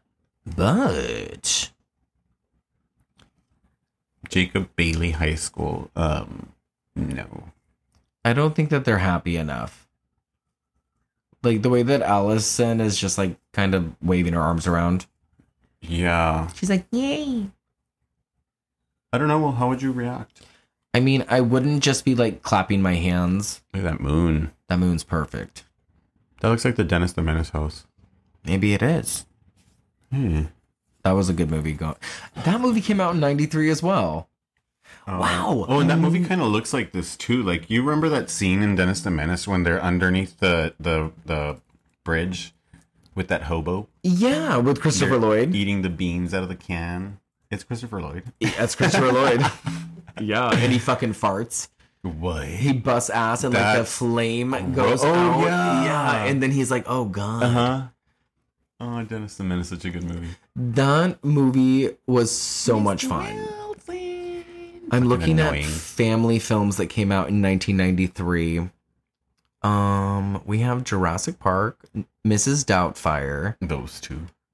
The Pelican Brief? Well, you know what? No, this is the highest grossing films of 93, excuse me. Oh, I was like, that's a family movie? No. Yeah, so the top 10 movies of 93, the highest grossing movies were... Decent exposure. No, this Indecent Proposal. So the top 10 were Jurassic Park, Mrs. Doubtfire, The Fugitive, Schindler's List, The Firm, Indecent Proposal, Cliffhanger, Sleepless in Seattle, Philadelphia, and The Pelican Brief. Have you seen any of these? Jurassic Park, Mrs. Doubtfire, The Fugitive, Schindler's List at school. I remember that fucking movie. Cliffhanger, yes. Sleepless in Seattle, yes. The Pelican Brief, yes. Okay. All of these movies are... I don't think I've seen The Pelican Brief. I don't think I've seen The Firm. I've not seen The Fugitive. I've seen everything else. Most of those movies are fine. Now, what about family films? I want 1993 family movies, you fuckers. Oh, they have Mother's cookies right above her in the bed. You see right next to the pillow? She has the Mother's cookies. Yeah. Those motherfuckers are good. I love that they just think that they've defeated the witches and that it was that easy. Stupid kids. They're back home, safe in their beds now, so they think. And the witches are not dead. What happened? Why are they not dead? They can't die like that. They have to... There's only like a certain way they can die. They have to be exposed to sunlight, and there's another way. Well, there you go. I was on a mission. Okay, so The Secret Garden, Dennis the Menace, The Sandlot, Homeward Bound, Rookie of the Year. Rookie of the Year. Now, if you wanted a kid crush, Rookie of the Year was the movie. Thomas Ian Nicholas. Ooh. And he was also in King Arthur's Court, remember? Yeah. Oh my gosh. Mr. Nanny, Addams Family Values. Fuck, we were just watching that the other day. All these movies are fucking good. Like, this all came out the same year? Yeah, Huck Finn, The Nutcracker, Life with Mikey. What a year. This girl was in my acting class. The girl that, I mean, she's not anymore, and I never met her. Every single one of these movies, Cool Runnings. Sister Act 2. I watched that in 7th grade. Fuck, dude, My Girl 2, I think, was 94. But, or maybe it's considered a drama. You've never watched The Nutcracker? No, fuck no. I mean, I would love to see it live. Like the ballet. But I don't care for the film. The cartoon would be cute to watch. Yeah, you can watch the cartoon, super cute. There might have been a cartoon. Disney, Hocus Pocus is included. Okay, back to the movie. So 93 was a good year for films. Yeah. As far as family movies go. This reminds me of the scene right here with where they put Ice and what's this other kid's name? Ernie in those cages. It reminds me so much of the Pinocchio scene where he's in that wagon with that circus freak. Yeah. Oh, that's terrible. Pete's. And then they get turned into donkeys. Yeah. At Pleasure Island, right? Yep. Oh God, Pinocchio's fucking scary too. That is a scary movie, dude. Disney movies are another level. Yeah. If they would have done Pinocchio right, like the real version, to where it's fucking scary, like Geppetto in the town looking for Pinocchio, and it's maybe as dark as Sleepy Hollow. Oh, Sleepy Hollow's a good one. Then eaten by a whale, this man, and actually living inside of the whale, but like. Did you darker? See the new Pinocchio with Tom Hanks? Mm-hmm. Did you like it? No, I never watched it. I don't like all those new version movies. They're not my favorite. Not at all. I don't know. Not one of them has actually done anything for me. Like, not one single movie has done me right at all. It's just hard to capture the magic. Yeah. Of first an animated classic Disney movie. But it's not that hard. Just don't fall off the story. It's hard. I think it's really hard. You can't do The Little Mermaid, dude. Like, come on. You could do it if you would have just done it exactly how it is. No. You have to be open to change and like certain. Well, we were, and look what happened. we were open to change, and look what happened. Okay, yeah. Yeah, if you would have done it exactly how everybody just wanted it to be in live version and get the right folks to do it, like in every movie, because honestly, not one of them is my favorite at all. Like, I don't have a real life version movie at all. The regular versions? The real, the real version movies, like real. Oh, the life versions, yeah. the life, two life ones. Okay. What if Hocus Pocus started off as an animated and then became? Oh, I mean, they probably would have done a really good job. I think so too. It's like Beetlejuice. Oh my God, I can't wait for Beetlejuice. Wait, was Beetlejuice a movie first and then a cartoon? It became a cartoon after. Yeah, right? Yeah. Dude, that cartoon was the shit. Did you watch it as a kid? Oh, all the time. All the time. I had action figures. Wasn't the house the fucking coolest? Like the car and the way he drove up to the fucking house. Oh, I loved it. I loved the animation. It was fucking wonderful. I wanted to point out that the writer of Hocus Pocus also wrote The Return of Swamp Thing, Mystery Men. Did you ever watch Mystery Men? With that theme song of All Star?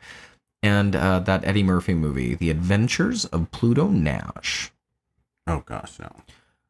And just recently, Bette Midler called on Disney for the Hocus Pocus 3 script, quoting, or as being said, to say, what am I trying to say? Yeah. She said, get us while we're still breathing. Yeah. That's what she said to Disney. Fuck.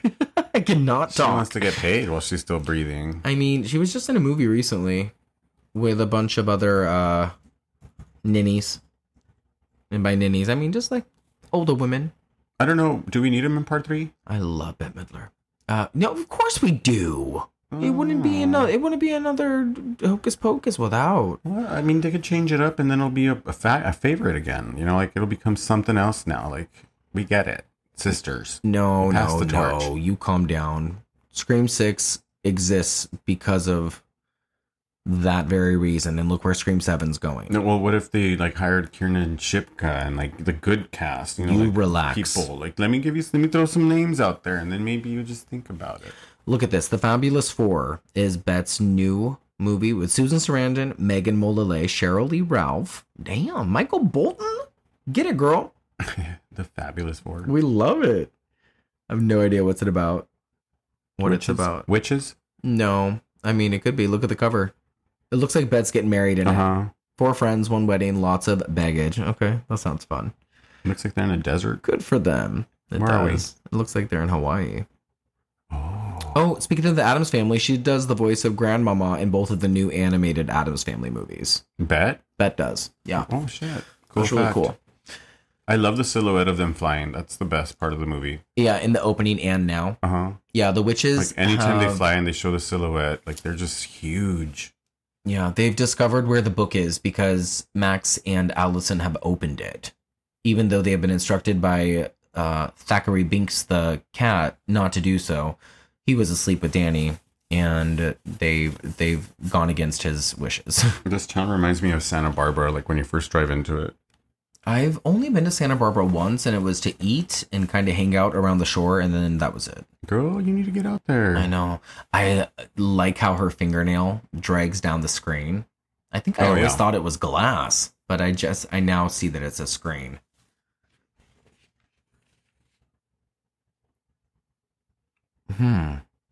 That's really creepy. Open.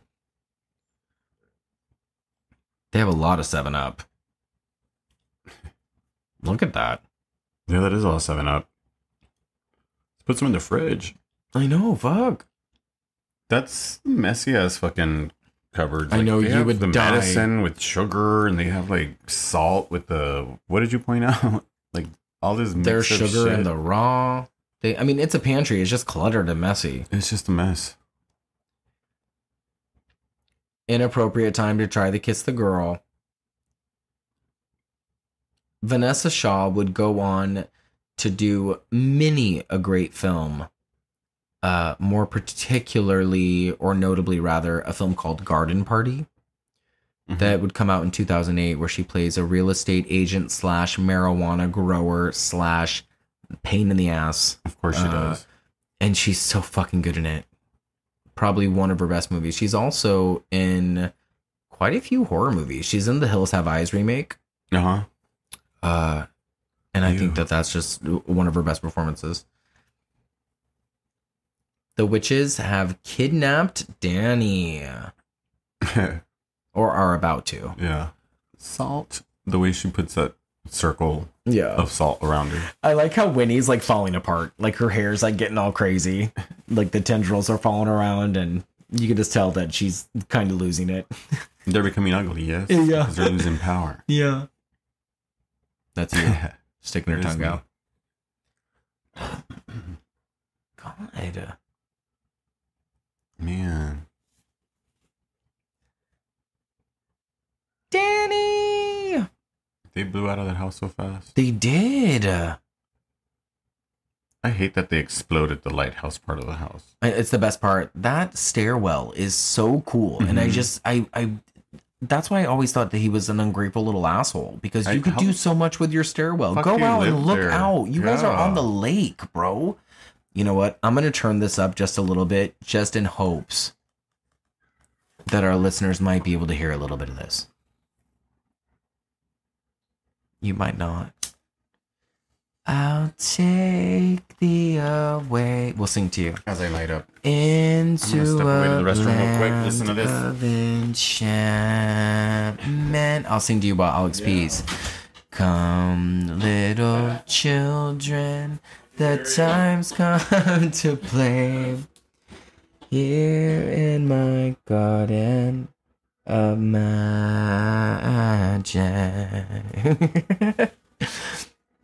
Oh, how spooky. All these kids are just being drawn away from their beds by witchcraft. The shot of them walking with their like lit candles and their pumpkins that are like glowing as Sarah sings her song is so haunting.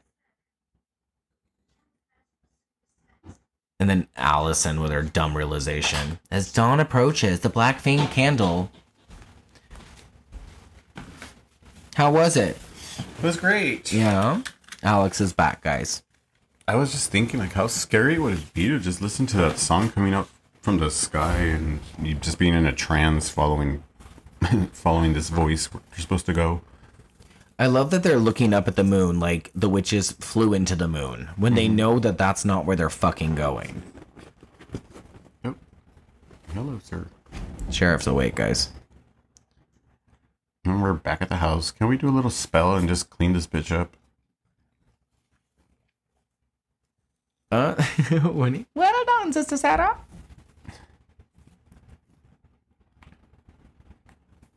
You. Oh, I never liked that the cat was like being held above the fire. Yeah. We do not condone animal violence. All these children. Oh, hey, that's enough of you. There it is. We got our bark in. He's like, I'm gonna Ralph. Where did the word Ralph for barf come out from? I don't know, but I remember in The Breakfast Club, Ali Sheedy says to Anthony Michael Hall's character, she says, your middle name is Ralph, as in puke. Oh. Yeah. I need to find that out. Where did Ralph come from?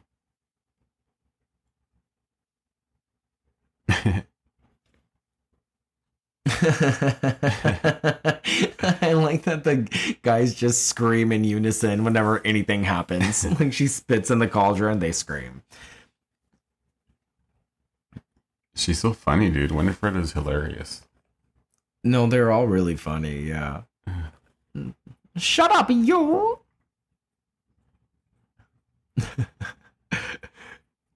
No.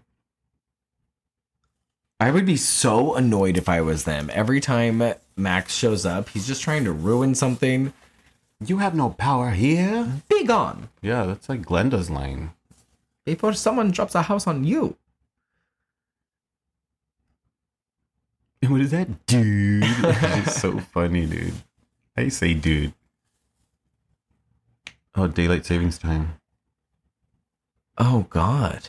These girls are like vulnerable. They're so They're just very gullible. gullible is the word. Thank you. They're just not with it. They don't know anything about anything. Like, why doesn't he like spill that soup over them? You know, like, It just hurts. spill it over them. Sorry, can I get that shit out? Do what? You know, just spill the cauldron. Like, just spill it on the floor. Or let them burn. Oh, I see what you mean. Spill the cauldron. Wait, so those were the shoes that he took from him earlier? There he goes. Good boy. Was that, am I right? That Yeah. those were the shoes? Okay. Check out the new cross trainers. The fact that they didn't save those kids is the best idea ever. Fuck those kids. Fuck them all. They don't deserve to live. They stole his shoes in a cemetery. When they find out that they're not dead. I am alive.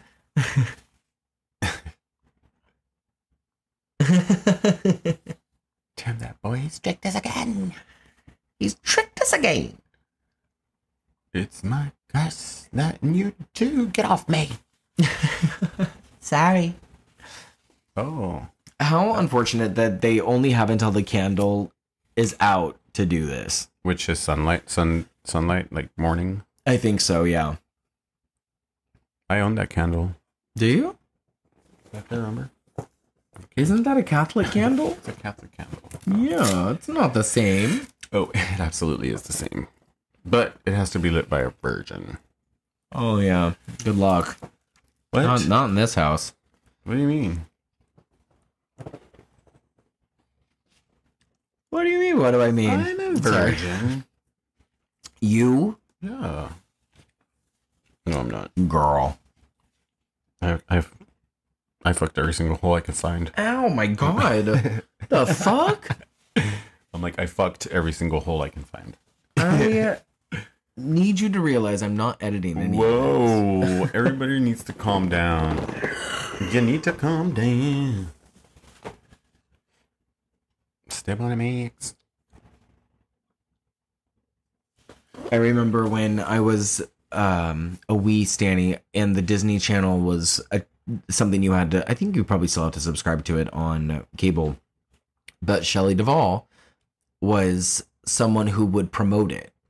She was someone who would come onto the channel during the breaks and be like, subscribe to the Disney Channel today. She would have like on a little headset and everything. Oh, don't tell me what you do, Shelley. It was really cool. But during those breaks, they would promote this movie as well. And how fun. Disney will be right back. Ding, ding, ding, ding. Yeah, and then Shelley Duvall, you should be a Disney subscriber. Subscribe to Disney. Mom, where's the phone? Shelley told me to. Yeah. Can I see your credit card? Or checkbook. Either or. Back in the day. Back in the day, it might have been a checkbook. Give me the account number. Right now. Right. Happy as a peach shoe. Happy as a peach to do it. Antsy wantsy little bitch. What'd she say? Yeah, some shit like that. Hoity toity little bitch. Little angel bitch. A doll. So fucking good.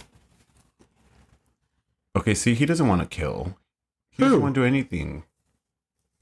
Billy? Billy doesn't want to do anything. No, he's on their side. You buck-toothed mop-riding firefly from hell. Billy! I waited centuries to say that. How fun. The makeup is so good. I could just imagine his breath, though. Ugh. I love it. Say whatever you want, just don't breathe on me.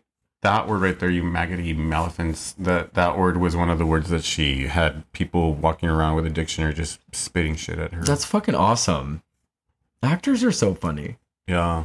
Well, when they're like professionals, like she knew that would be good. Like, how the fuck do you not allow that on set? And it's like, she's fucking bet. Like, I'm pretty sure she's right.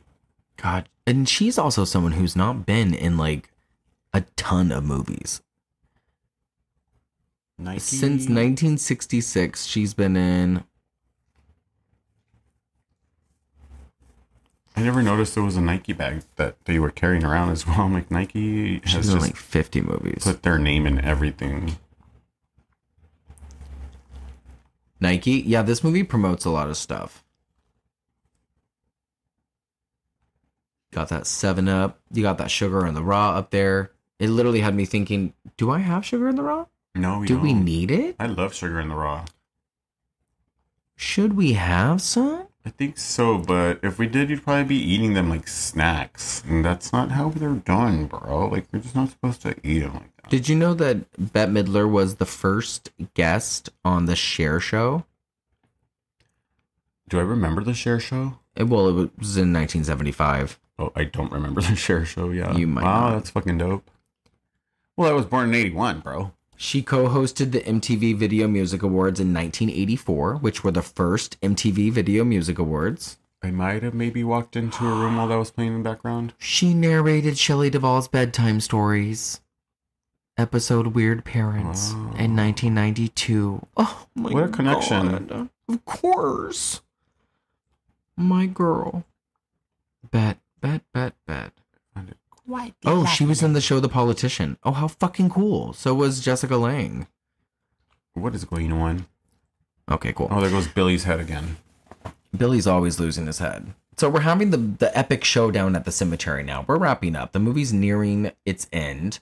The children are trying to save themselves and get the witches dead. Allison gives them. Billy her head back. His head back. His head back. I hated this. I've always hated the way she just throws her hands up and allows her to carry her into the sky. It's like, run away, Dummy. Allison. Bye-bye, big brother. She's not even trying. She's like literally enjoying the ride. I mean, you got her, right? I wonder if she was just scared. I would have poked her in the eyes. I know. Your eyes is. Hold on, Danny. Oh, gotcha, my pretty. Why did she stop there to do this? I know. I wonder what's in the vial. Like, actually in the vial. Mountain Dew? No. It's gelatin. Like. Oh, God, I hate it when she throws the cat. Oh, fuck. Smash it and she dies. And for those who don't know, which I'm sure you do, Bette Midler is also a fantastic recording artist. She's been on like 1,000 tours. She has quite a few albums. I had a couple of her albums. I had The Divine Miss M. We have a couple of her posters on our walls. If you know Bette Midler as a singer, you've made it as a gay. Yeah. Yeah, I sang The Rose at, I think, 3 of my talent shows since the 7th grade. I think it was at the 7th grade, the 9th grade, and then again in, like, the 11th grade. Oh, God, this part is just horrific when she's trying to suck the life out of him. Yeah. And there's a split second where you think that she might actually do it. Oh, no, it's happening. Yeah. Hallowed ground! Hallowed ground! There's a part coming up where every day... They're just the back and forth with the kids on the ground and then everything that's happening in the sky. Yeah. It just makes me giggle. And there's a part where after Mary is released and then she grabs onto Sarah and they are released into the sky. Oh, yeah. I just laugh my fucking ass off. Look, that's a man. That's not even Sarah. Oh, what? Yeah. Or it's a stunt person. Now it's Sarah. But that wasn't Sarah just a second ago. Yeah, I see what part you're talking about when they fly away. Right? Yeah. Okay, watch. So watch. We need the volume. And you can hear them.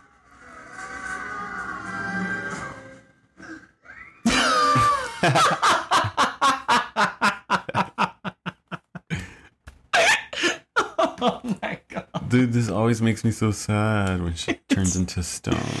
The funniest thing. Yeah, I love that scream. Oh my God. I fucking can't. Oh my God. So they've gone off into the sky. Now we have Winnie on the ground, sucking the life out of him, holding him, and turning into stone. When we saw this at El Capitan, didn't we see the statue? Yeah. We did, right? Okay. Mm-hmm. So cool. Yeah, El Capitan did the shit fucking badass. Oh, how scary. Yeah, we've touched this actual prop. Well, we've seen the actual prop. I don't think we were able to touch it, did we? No, I don't think so. It was in like a cage. Oh, goodbye. No, sister. Bye-bye. All the witches have imploded into glitter. We love it. Like the true queens they are. That was probably Bette's suggestion. Oh, why don't we end up with glitter? Yeah, she understood what was happening. She was like, this is ultra fucking gay. Let's just all combust into big old balls of glitter. Yeah. Oh, yeah. Ew, he stinks. He does. Max. You're alive. So I don't love that Binks dies. I rather the cat would have lived and his spirit was stuck inside the cat forever. Why no? Honest to God. We get like the sappy big brother stuff, little sister stuff, I love you jerkface stuff. I love you too. Hug it out. And I like how Billy goes back to sleep, but I will always continue to wonder, and I don't even remember if they bring it back up in part 2, because I know he's back in part 2, and I just don't remember how he comes back. But do they just rebury him? I'm pretty sure. They're just like, let's just shovel him back into the ground. Some grave digger will. I mean, I don't think this is an active cemetery, right? Like, I don't think anybody actually works here. It's just like a... There's no office. I know, and there's like, no manager here. Do you think that kids in this town probably grave rob? They're probably like, let's go dig up this 300-year-old grave for a joke. Yeah, I'm pretty sure. But nothing would be there. There would be nothing fucking there. There'd be like... It'd be like an exhuma. There'd be like a skull. Well, it only takes one person to do that, and then it just word by mouth. No, nothing's there. They already tried it. We're not doing that again. We're not doing that again. Emily Binks. Oh God, crying over the fucking cat. This is the most heartbreaking thing. All right, turn it off. Please don't be sad for me. Oh God, I remember also as a young gay Stanley being like, "God damn, Thackeray Binks is cute. Take it off. We got all these half-open shirts on these men." I know. What am I watching? Why is she crying for? This is like what's sitting in your grandma's toilet as a novel. Oh, the front cover. Oh, the Harlequin romance novels. There you go. Ms. There he is. Danielle Steele. Oh my God. He could have been John from Beauty and the Beast. Is that his name, John? She's like, it is you. It is you. Is that his name? I don't even know the Beast's name. Oh, what is the Beast's name? I don't know. The Beast's name. The Beast's. I have no idea. Let's see. The Beast. It is you. It's probably Eric or some shit. No, it can't be Beast Eric. From Beauty. I think it's John. I don't know why. Jeffrey. John Smythe. Adam. Smythe, not Smith. It's Adam. Oh, Adam? Adam. Oh, that's true. There goes a baker with his bread like always. I wonder how many times I say in an episode without editing it. I had to wait 300 years for a virgin to light a candle. What a curse. I don't know. Those virgins all looked raped after this movie. Now, I would have felt a little gypped. Like, where does this go? Like, where are they going? Because on one side of the cemetery, you have the entire town of Salem. Yeah. On the other side of the cemetery, you're going into the great beyond. Like, no, it does make not an ounce of sense. Not a lick. Who's buried to the left over there? The sun screaming. Is so pretty. Yeah, that's Hocus Pocus, guys. Oh, no, it's not. Because since the curse has been lifted, the parents are no longer dancing themselves to death, and they are allowed to leave the party. You must be mega exhausted after that. The parents probably had the best time ever. The mom is super stoked and excited for more. Yeah, they're pumped, dude. And then we still have Ernie and Ice in their fucking cages, hanging from the ceiling, singing Row Your Boat. With his rotten ass socks. The holes in the socks. And then we get the close-up on the book, whose eye, I think, pops open, right? Yeah, it pops open. And we close out with Winnie singing, I put a spell on you, baby. And now you're gone, gone, gone. And that's it. I like how all Disney movies in the early 90s, or whatever time period this is, end with like a still frame. It's like a still frame on the book. You get the credits. They tell us who Fireman number 2 was, Little Angel, Boy in Class, brad. Anyway. Don't forget Calamity Jane. I know. Tita Bracci. Wow. What did you think? Oh, this movie, come on, forever classic. The colors, the immersive, like the feeling that you get when you're watching this movie. I just, honestly, all I needed was a bowl of Halloween candy. We just needed this movie. We needed this movie right now. And hopefully you guys did too. It just felt like a good time to watch Hocus Pocus. And for those who are still watching, we're at the 1 hour and 34 minute mark. So the movie is over. Hopefully this syncs up the way that we had hoped for. And hopefully you enjoyed our commentary, our unedited unscripted commentary. And sorry again about the switch up. You know, hopefully this didn't throw anybody off too hard. Sorry, not sorry. We're still here. Fuck off, bitch. We're still here. We are still here. It's been a busy couple of weeks, so thanks for being patient. It's the summer. It is the summer. We hope you had a happy 4th of July, by the way. Yeah, and stayed safe. Yeah. We'll be back soon, guys. Let us know your thoughts on this, and feel free to share this, and feel free to follow us on all the social media platforms that are available or that we're on. Oh, look, my name's in the credits. Cheryl Stanley. I was an assistant to Mr. Haft. There you are, Cheryl. Half of me was. We're on social medias. Where are we? Everywhere. Oh yeah, Instagram, Twitter. YouTube, Twitter, X, whatever they're calling it these days. We're also on Threads at the Gory Gays. You can email us at thegorygays@gmail.com. And anything else you want to that's about pop out it. there? Stay gory. Yeah, stay gay. And thanks for being a patron, you guys. Feel free to subscribe if you haven't, and follow us on the regular feed too, because that's where we are trying to be every week. Oh, see, Massachusetts in the city of Salem. Thank you, guys. Yeah, baby, and Marblehead. Fuck yeah. We'll be back on track soon, guys. We love you. Bye, guys. Bye. Thank you. Happy almost Halloween. We're almost there. 110 days.